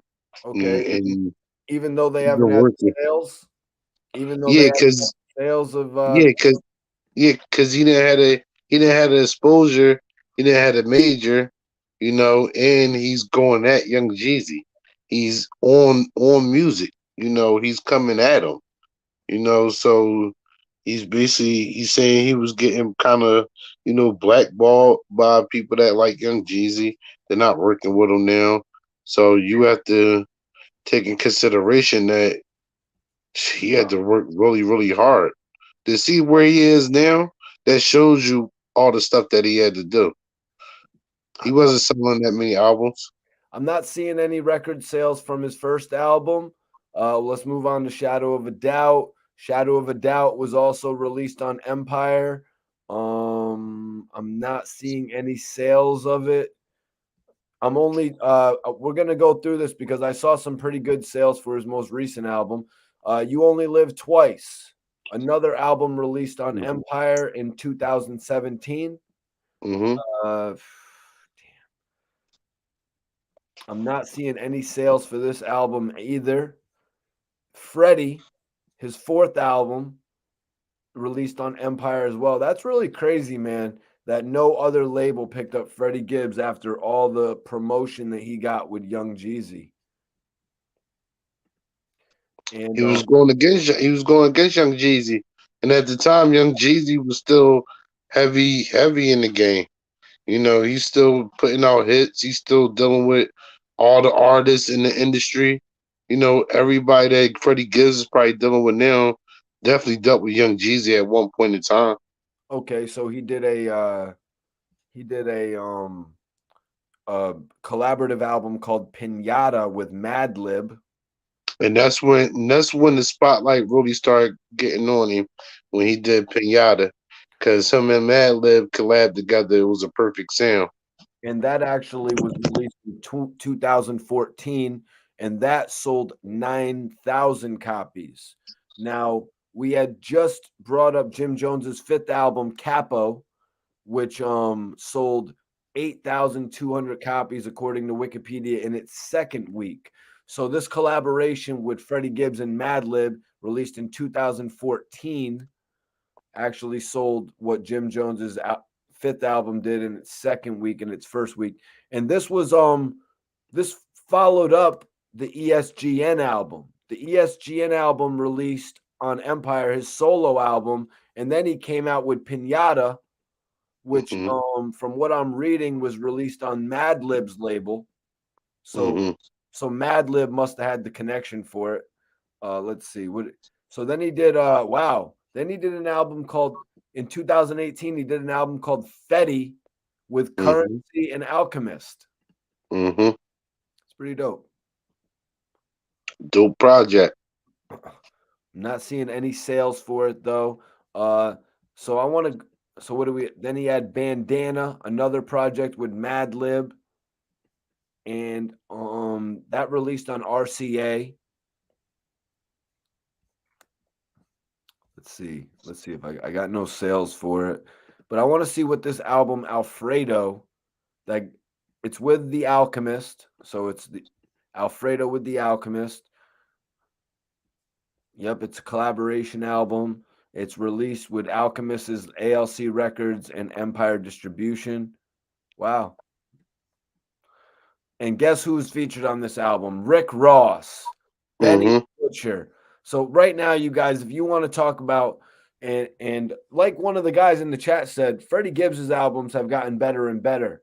Right now on this album, Alfredo, that was released May 29, 2020, Freddie Gibbs and Alchemist have Rick Ross. Let me get to the track list real quick. They got Rick Ross, Benny the Butcher, Tyler the Creator, Conway the Machine on Babies and Fools, Frank Lucas with Benny the Butcher, Scotty Beam with Rick Ross. Yeah, man, that's crazy. I'm gonna have to go check out this Grammy-nominated album. Definitely check that joint out. Check out Fetty and check out Pinata too. Yeah, that's interesting to hear. I was reading somewhere. Let me see.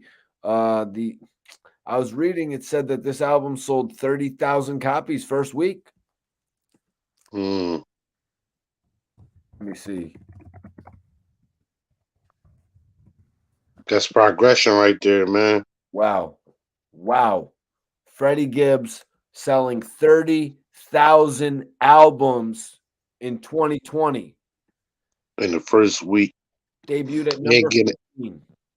And getting Grammy nominated for Best Rap Album. And I think he was beat out by Nas, right? King's Disease? Best. Yeah, I think you're right. Yeah, I think you're right. Yep, you are right. He's beat out by Nas, right? So Yep, he was beat out by Nas, but that's crazy because a little bit later this week, we are going to be. Holy shit! Just 5'9" was nominated. A little bit later this week, we're going to be going over some record sales. mm, So it's crazy to see that Freddie Gibbs now has moved 30,000 units. And like you said, progression, man. Damn, that's crazy, man. and it's on and is basically distributed through a independent label. So they're maximizing their profit over there. I'll tell you that. Matter of fact, through his whole career that's dealing with Empire, he's been maximizing his profit. Well, man, you know, just speaking as a fan of the music or a fan of the artist, I should say. You know what I mean? Sometimes you're a fan of the artist. Hmm.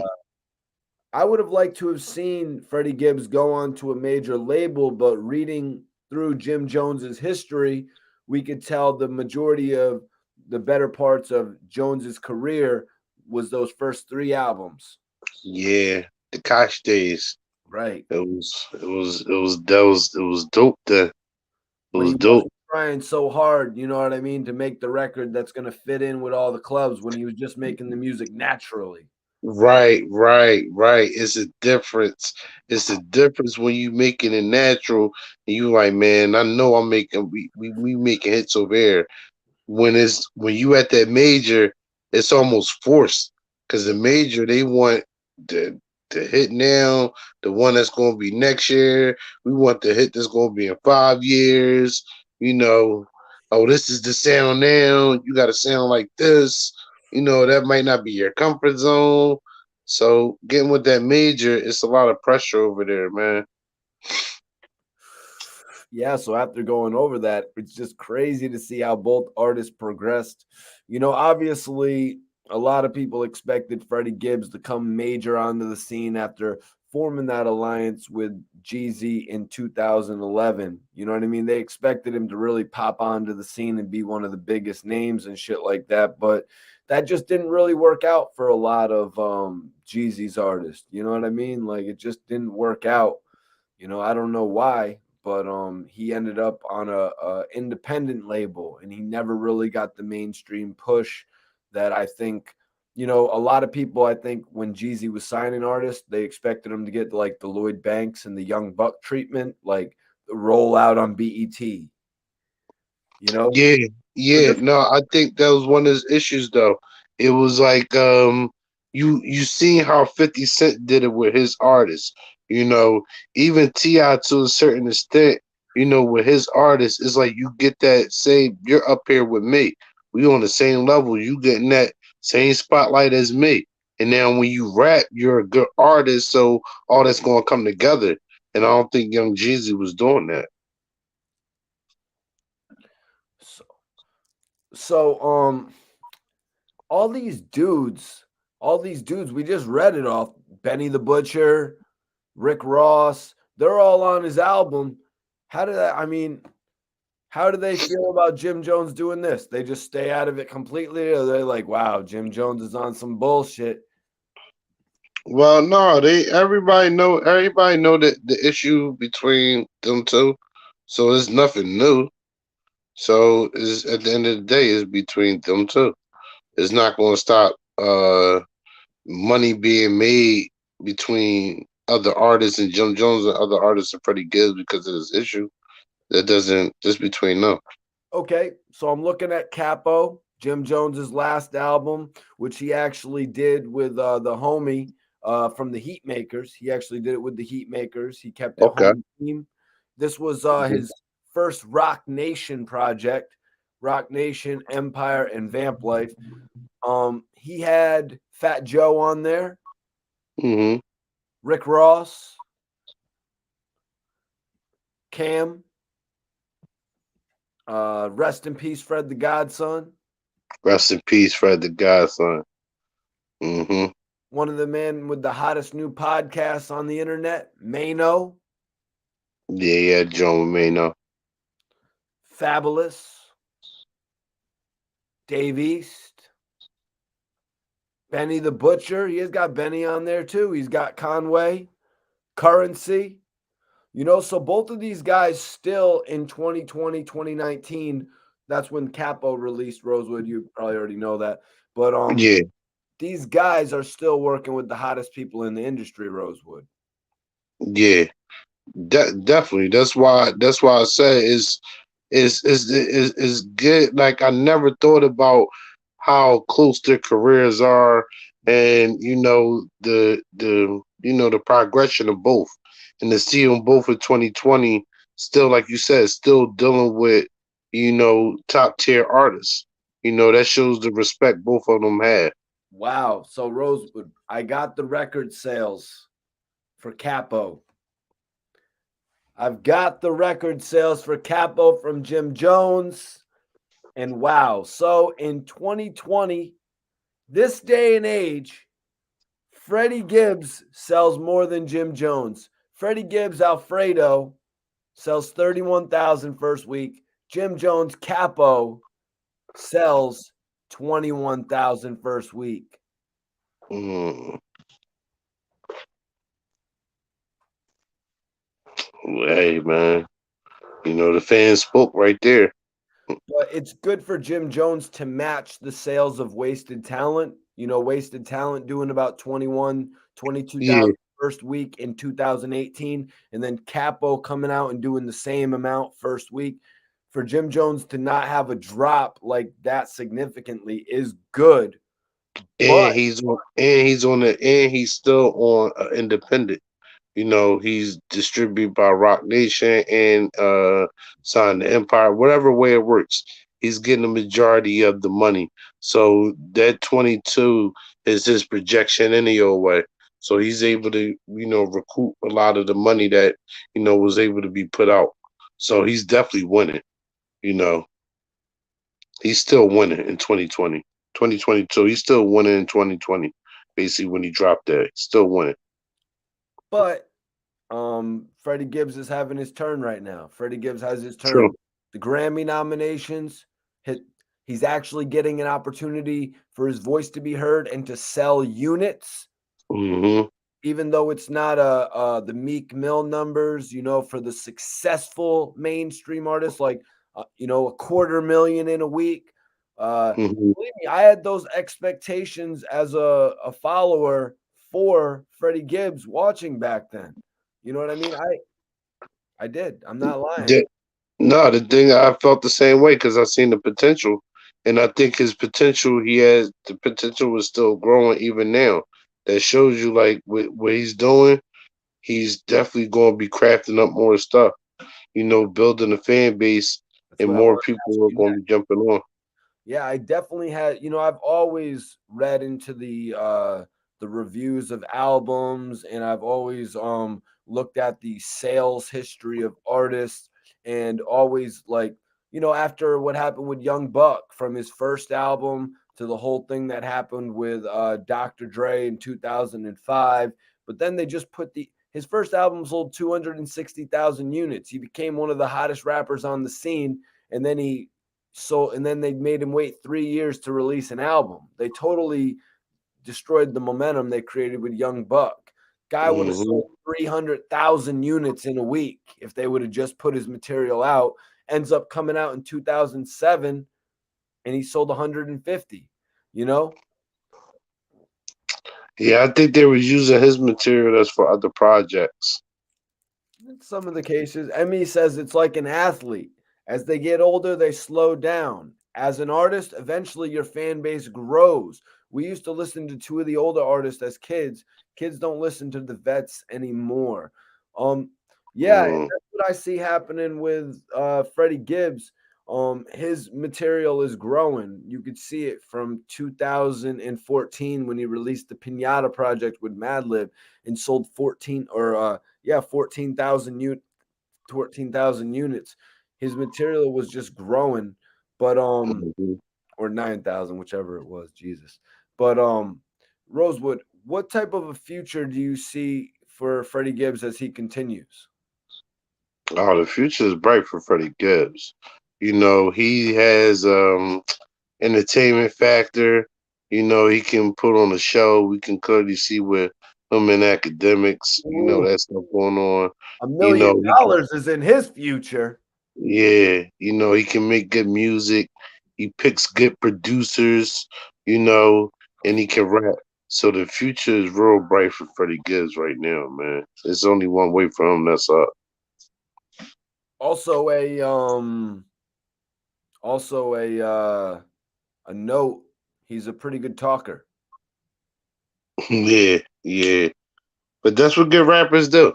That's what good rappers do. They know how to put words together. Could he take the podcast? Could he take the podcasting route? Does he already I have a think podcast?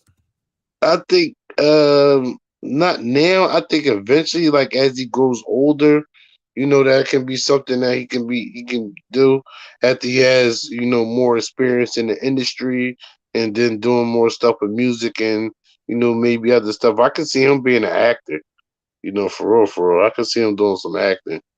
Sky's the limit for him, man. Now Jim Jones has obviously shown what he's planning on doing.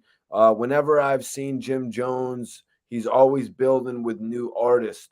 He's always putting on a bunch of artists that are like thriving, like Ball Greasy being one of them. I Mhm. saw them working together. So I feel like Jim Jones actually getting back and partnering up with Rock Nation. It it's gonna be dope, man. Jim Jones probably gonna get onto the dispensary shit because he's one of the cool. He's like an ambassador, you know what I mean, for the weed culture too. So I could see him getting onto some, you know what I mean, into a dispensary. I don't know what it's gonna be called, you know, but I could see him definitely jumping into that like Burner is as well. Hmm. Yeah, getting the strands out. I could see that happening with Jim Jones. I could see him doing that. You know. But Jim Jones loves to smoke weed. Yeah, that's that. He always been like that. That's how he always been.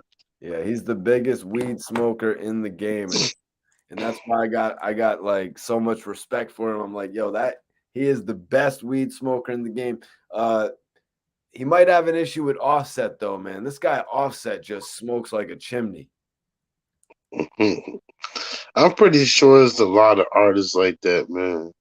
It's a lot of artists, man, that just be blowing it down. Because you'd be surprised. It's a lot of artists that's like, say, like out there in the Bay, or like Oakland or whatever, Sacramento, like that be blowing crazy, 100 L's a day type stuff like that.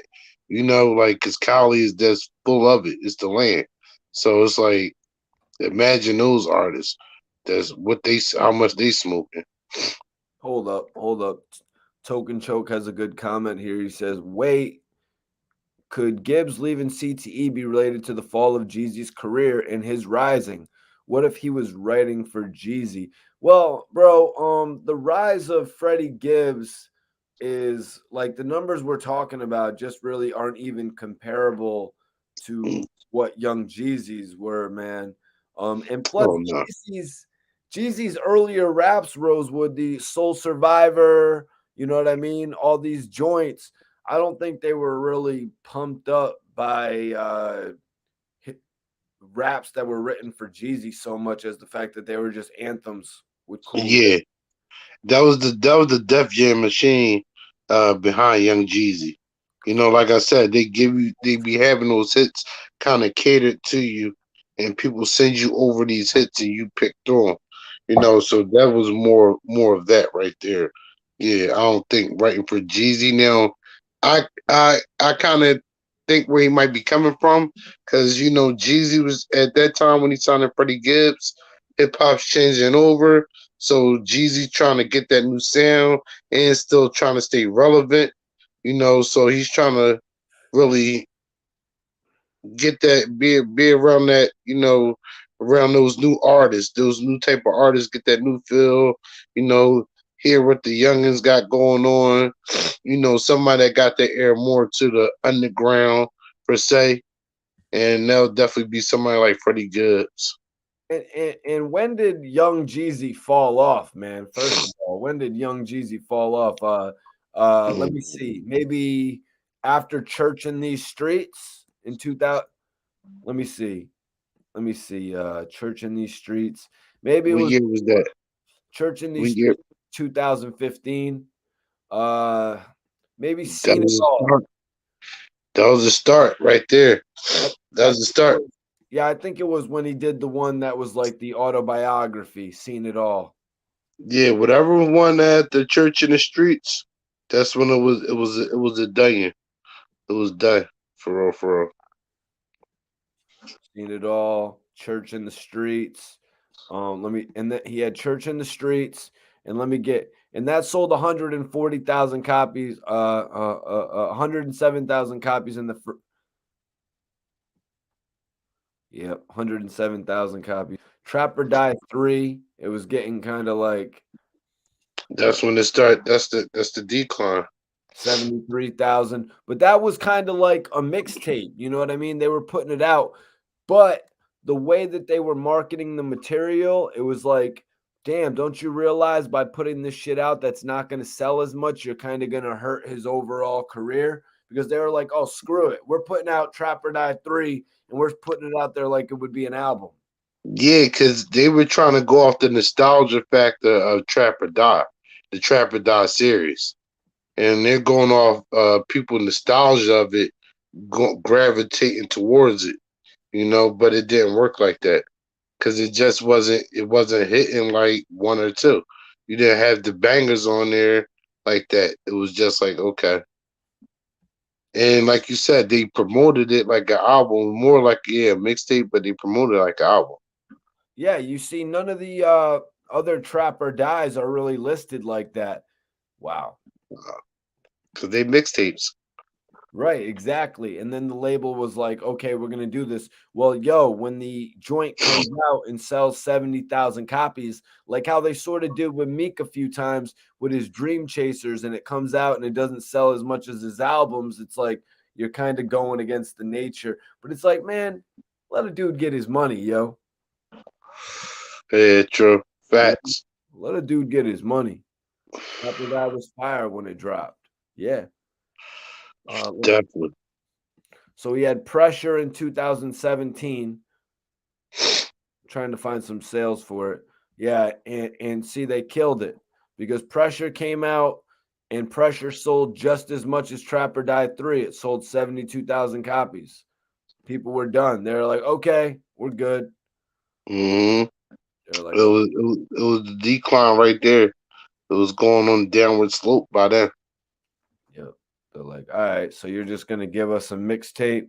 Now you're just pretty much saying that mixtape quality shit is as good as your album shit. Yeah, you just gonna throw us anything? That's how you gonna do us? Yeah, and then was it, let's see, was it TM 103? Was it TM 103 when the people were just like, yo, dude, chill out? Yeah, because it was the sound, the music definitely changed over, and it was definitely the transition. You can't make the transition over to what's really going on now. All right, so tell me if you know any of these singles. What album is this? This is TM 103. Okay. Lose My Mind. No, when Oh, I think is that only time I think I lose my mind is the joint with him applies. uh, That's I don't think that's him implies. yeah, because that was on the older album. It wasn't on that one. Okay, he also has no, this is Plies. That is the Plies one. Oh, all Boom. right, that's my shot right there. Okay, so Ballin'. Yeah, mm-hmm, You know Ballin'? mm-hmm. You think you balling because you got a block. You think you balling because you on the spot. Okay, all You right. know these balls want to see his ball. Yeah. Yeah, This was released in 2011. Jeezy was still Leave You Alone. I probably would have to hear it. So then he had Seen It All. He had Church in These Streets, Trap or Die 3, then The Pressure. After Pressure, he had TM 104. So they're like, okay, we only sold 70,000 copies. We're going back. We're going back to TM 104, baby. Listen, man. How do you think Jeezy felt about that? He was like, I guess we got to go back to TM 104. Listen, man. Let's listen. I don't know the logic behind it because it wasn't like the people was like, yo, I can't wait for 10104 to come out. Like it just but I guess he was saying like, well, 10103 was good. People going gravitate towards that series. Jeezy's from that era, him and Yo Gotti, where they had even Prince Montana, where the series was kind of sell itself. You had a certain series, and then people be like, "Oh, I remember 1, 2 was okay, 3 was great." So they were from that era right there. So he thought it would work like that, but hip hop definitely switched over. Oh yeah, yo, Definitely Leave It switched Alone. over. Leave You Alone was the record that he had with Neo. Okay, yeah. So that's what I'm saying. I remember. I'm like, I probably got here. I knew it would sound familiar. Yo, Freddie Gibbs is on. What are you talking about, man? Leave You Alone with Neo, bro. Yeah, I'm about to say Freddie Gibbs not on there. Yeah. So I went back to TM 103 and I wanted to see the sales, right? So Right. TM 103 was 2011 and it actually sold 233,000 copies first week. Mm-hmm. So, I mean, with a single like Leave You Alone, I would have expected more, to be honest with you. That song was amazing. But so TM 104 released 8 years later. Rosewood, can I get a sales prediction before I read the number? If I can even get it. I'm gonna say How much just did because they it's just get? How much did they get with the nostalgia factor, man? 60,000. You're gonna say 60? Wow, that is horrible if you're right. I'm gonna say 60,000. Let me see if I can find it. Yeah, it's crazy. He had Meek Mill on here, I guess. He had CeeLo Green, Meek Mill, Rick Ross. He might have got 80,000. He might have sold 80,000.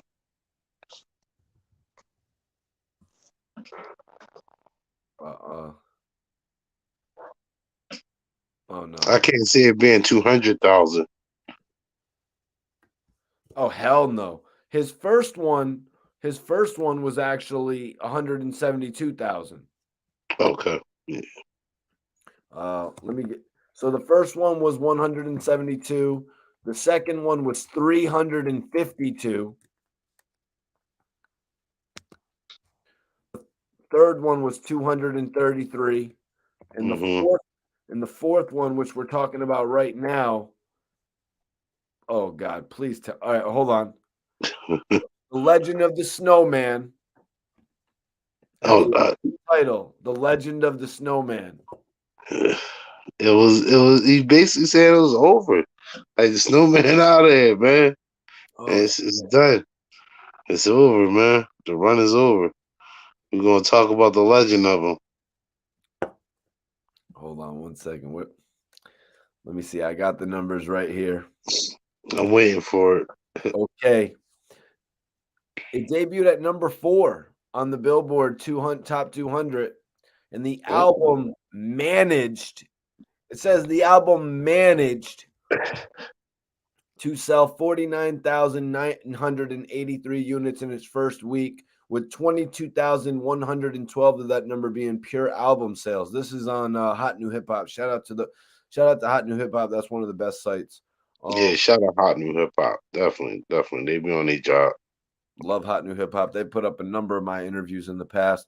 Like we were saying, the last album, Pressure, moved 70,000 units So it didn't work out for them, Rosewood. Let's see how many tracks are on this.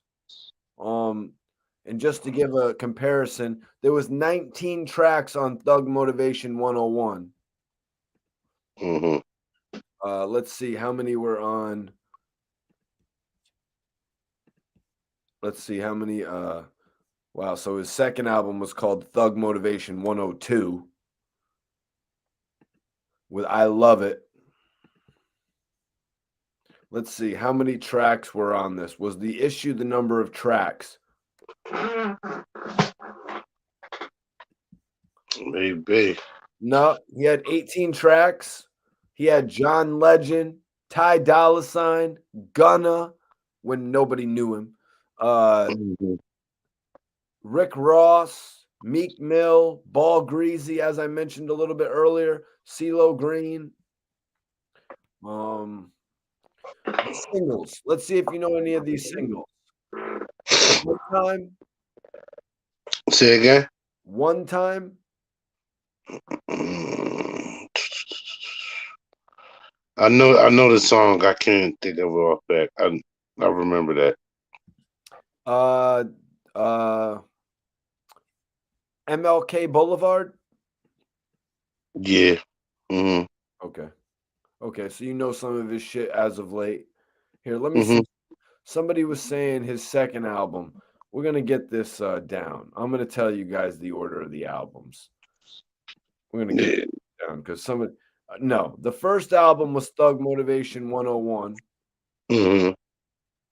Hold on one second. No, I guess he had an album called Come Shop With Me. And he had an album called Thuggin' Under the Influence. Oh my God. Thuggin' Under the Influence is the debut studio album by Young Jeezy under the initial name Lil J. It was released July 31st, 2001 by his independent record label Corporate Thugs. Because you know the story of Young Jeezy, Rosewood. He tried to get all of his homies to rap. He bought the studio and everything, started the label, but nobody wanted to rap.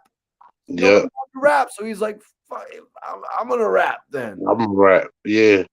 And he blew up off that. So, shout out Young Jeezy, man, for blessing us with that era right there. Wow. Wow. Rosewood. I'm reading on this first album that he had, Thuggin' Under the Influence. Rosewood, why is he in 2001? Why is he take yourself back to 2001? Why is he calling this album Thuggin' Under the Influence? I mean, it was just it sounded like something from the early 2000s, man. It was a lot of cheesy things going on in the early 2000s. There's a lot of cheesy things. You just throw it against the wall. If it's stick, it's stick. That's how it was back then, man. Well, I'm gonna tell you something, man. He actually had Shorty Red. He had Shorty Red on this album. He had Little John on the album producing Haters. Yeah, he did some shit, man. So his second album was Come Shop With Me. And it says here that the album has actually sold 50,000 copies. Features production from Little John, appearances from Bone Crusher, Little John, Pastor Troy, Cuddy. That's the A right there. That's Atlanta right there.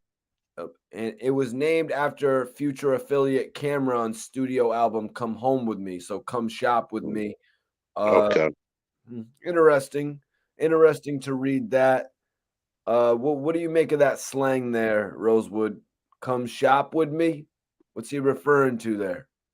I mean, because I guess I don't know if he had the snowman persona yet, but I guess that's what he was building, the snowman persona. Nice. So he's saying, "Come shop with me," putting the play probably on camera and John and saying the same thing. I would have to listen to that and see if he make any references to the snowman in there, or maybe, like I said, that's when he was building that character.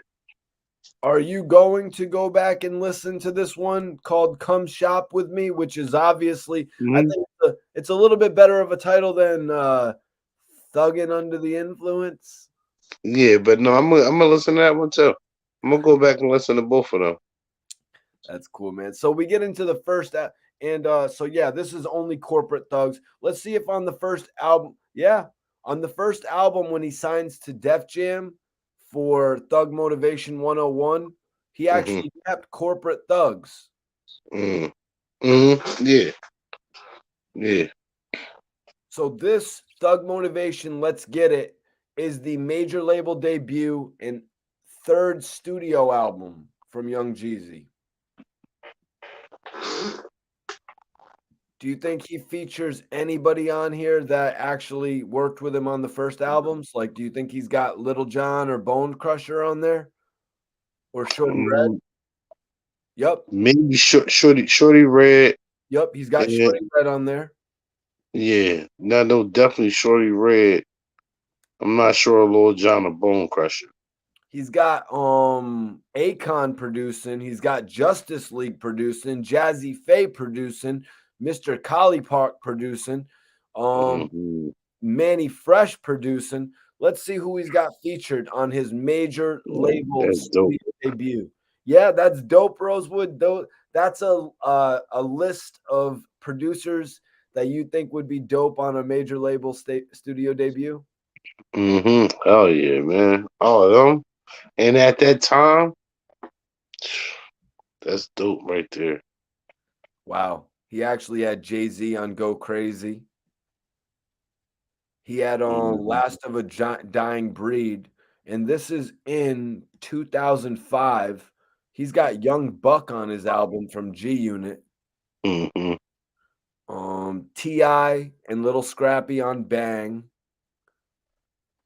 Akon, Soul Survivor. Right. Mm-hmm. Trap or Die with Bun B. So yeah, he's got a bunch of dope features on his first album, and the second album from, or the second studio album, the fourth studio album, the second major studio debut is Thug Motivation 102, The Inspiration. I see what you were saying in the chat. It's actually semicolon the inspiration. Mm-hmm. Which album did you like better, Rosewood? The first one with Soul Survivor or the second one with I Love It, Go Getta, Dreamin' with Keisha Cole, I Got Money with T.I.? Which album did you One, like? one, one was that joint. It hit different, man. I swear it hit different. Like it hit different, man. And when back then when that came out, the streets of Philly was good, man.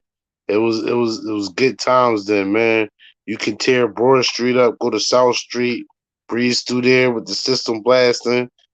Cops wasn't really right trying to hit you with the tickets like that. It was a good time back then. So that album right there, the first one, and it was just that sound.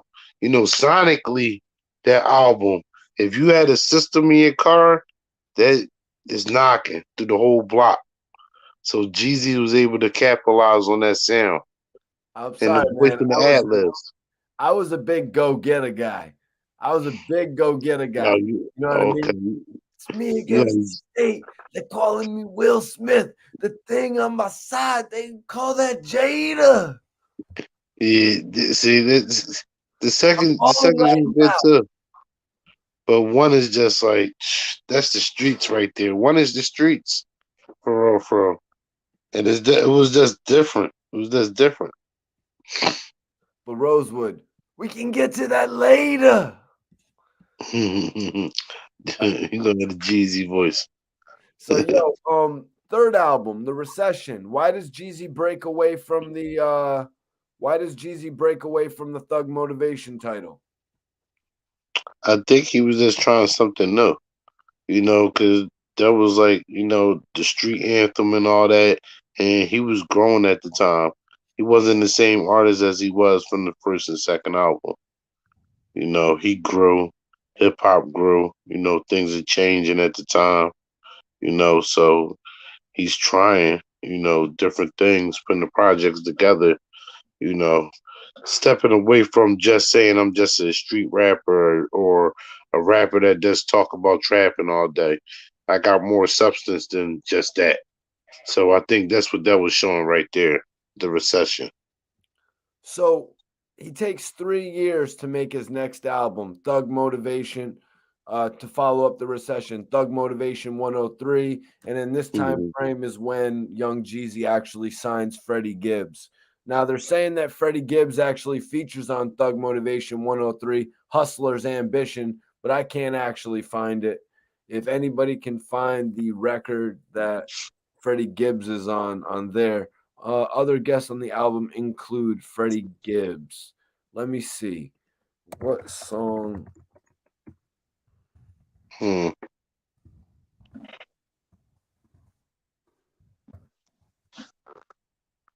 All right. TM 103, 38.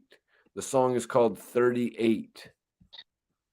Is there a song called 38 on this album? Yes, there is. Wow, why didn't I see that? I'm sorry, guys. It's actually 38 on the deluxe edition. So Freddie Gibbs was actually on TM 103. That's classic, man. So now we put all that together. Rosewood, man, pretty good stream tonight on this whole situation, man. I really didn't expect to come on here and break down and sort of do like a 6 degrees of separation between Freddie Gibbs and Jim Jones. But from what we Right. from what we figured out is both these guys at one point, one was more popular than the other. One had a hotter start to their career. Um, Mhm. they were actually both signed to major labels with, if you look at Dipset and CTE, one was more popular at one point. Freddie Gibbs may be the more popular of the two now, if you look at the sales. Um, Mhm. but yeah, man. It was definitely interesting looking at both of these artists. Like I said, we're going to be coming on here more often and actually just looking at artists' careers more in depth. Everybody follow my guy Rosewood. I'm going to post up his Instagram right now so everybody can follow him. Rosewood, let everybody know what's up and how they can follow you though.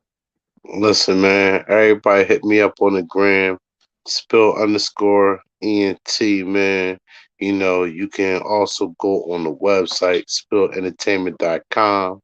You know, we got 1122 studios popping, man, in the city. Shout out E Nuts. Shout out my man Ace the Chemist and Missy Porter for putting members only Mondays and then Fridays showcase together for artists in the tri-state, Philly, Jersey, Delaware, even New York or whatever.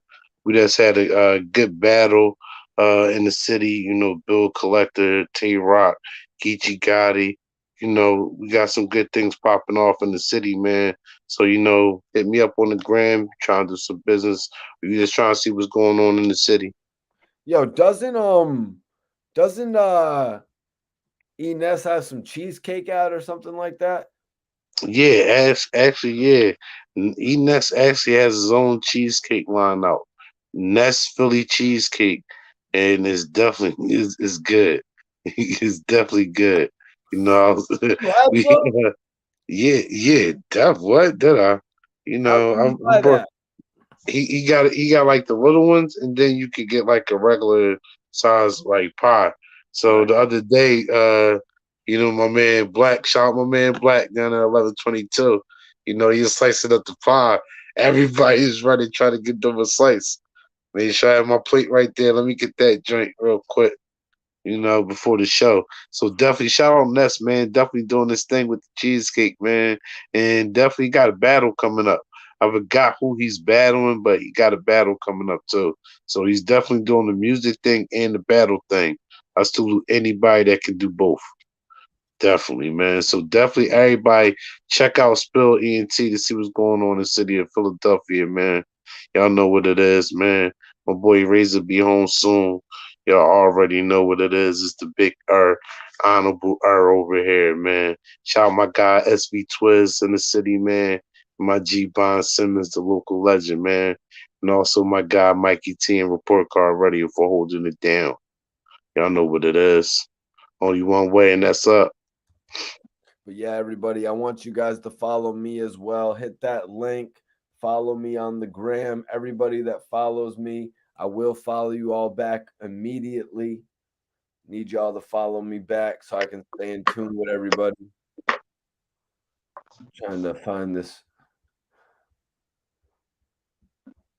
But yeah, just follow me, y'all, and I'm gonna follow every single person back that fucks with me on here. Definitely, definitely.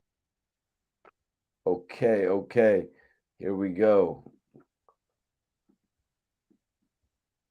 Also, I'm putting this in the chat.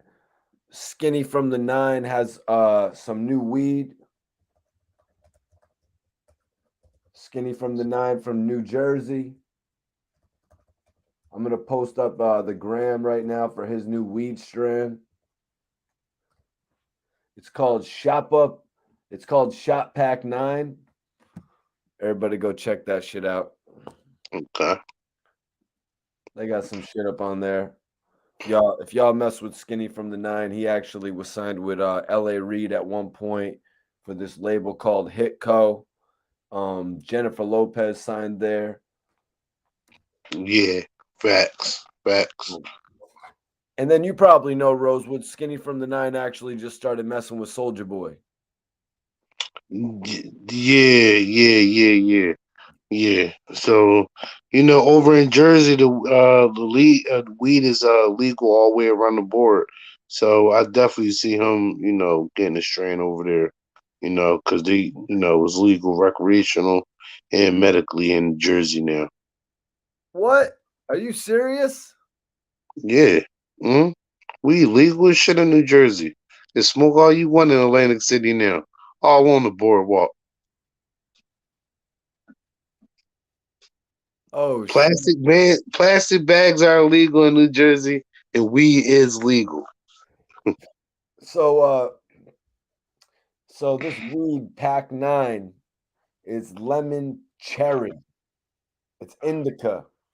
Everybody follow this brand if you smoke, man.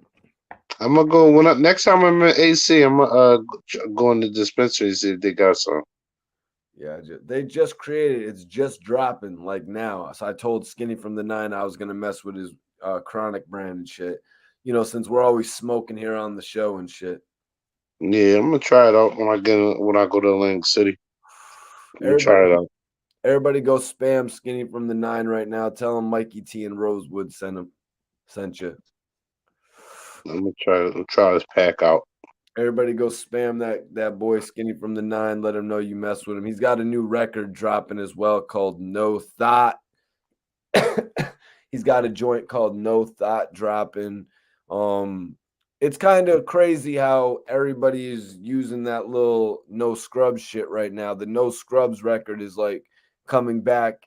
I mean, it's one of the most classic records of all time. But this movie, The Unforgivable with Sandra Bullock, actually the girl was playing the piano. She's playing the piano, right? Professionally, but then she breaks into No Scrubs and her sister start singing it. So it's crazy to see it getting some love, man. Okay. Okay. Yeah, I see. I guess I'm old school because I remember when that song first came out. But shout out to my guy Sporty Thieves, man, for making No Pigeons. Cause like when that came out, when that came out, dudes was getting like a real bad rap. Like Sporty Thieves came out with No Pigeons. And if everybody that's still in the chat, go on YouTube, check out No Pigeons. Go check out the video too. Shout out Sporty Thieves, man, because they brought the guys back in a good way. They flipped that scrub thing all the way around and brought the guys back in a good light right there, man. Shout out Sporty Thieves. Well, No Pigeons. I was actually just talking to Mickey Fax, and he was telling me some shit about that Pigeons record too. That's dope right there. That was a crazy thing back when No Scrubs had come out, man. You know what I mean? Yeah, man. I guess before social media. Yo, and we got some shit to talk about in the upcoming episodes, man. We're gonna have to talk about the Island Boys. Facts, because they're around. They're around. They still here. Because I'm a Rhode Island boy. You know what I mean? I thought you from CT, bro. Well, I mean, if you're CT boy doesn't really sound too I know, but you Rhode can't. Island boy. The Rhode Island boys gonna come down on you, man. You better Hey, chill. hey, man, I'm just trying to make it. Oh man. Nah, man. Salute to the chat, man. Salute. What do Thank you y'all mean? for tapping in. Yeah, man. Appreciate everybody for tapping into the live tonight, man. But you thought that was in some good comedy, man. You didn't really think I tattooed my head, right? No, I was geeking. I was geeking. I was laughing. Did some people think I actually tattooed my head? Oh, I don't know. I don't know. Yeah, man. Yeah, if the Island Boys want to come, if the Island Boys want to come and actually, you know what I'm saying, like hook it up. Like I said in the IG post, if somebody could help me out with getting a official tattoo artist, you know what I'm saying? Let's get the right. You always got to have the right tattoo artist, man. Oh yeah, definitely. Definitely. I Yeah, mean, somebody paying them, somebody booking them. You know, they did a couple events, you know, a couple parties, and you know they basically singing the song with no beat. So everybody's just like dancing and shit, and then you got the beat, like the music stops, and somebody's like, "Island boy," and they're like, "Yo, we can't dance to this." Like, it's you just just here. I don't. Right, we don't know what to do. It's comedy to me. I think they're comedy yet. yeah, man. But we're gonna talk more about that later, man. Let's not give all that away right now. We got a whole show to do about that. But we have a couple other things that we need to address. I'm glad we were able to kind of like speak on this tonight because Yeah, definitely. we have some other things that we got to move on to. And it's great to hear, man. You broke a lot down for me about Freddie Gibbs tonight, man. And it looks like he has a really, really bright star. Even with this, what happened, you know what I mean? This is going to help him get that check with Akademiks, man. So Mm, thank you for breaking some of that down to me and helping me see, def- man. His shit's going right now, man. And thanks everybody for tuning in tonight, man. Definitely. Definitely. Salute everybody in the chat, man. Appreciate y'all for tapping in, man. All right, y'all. We'll see y'all on the next episode. Salute.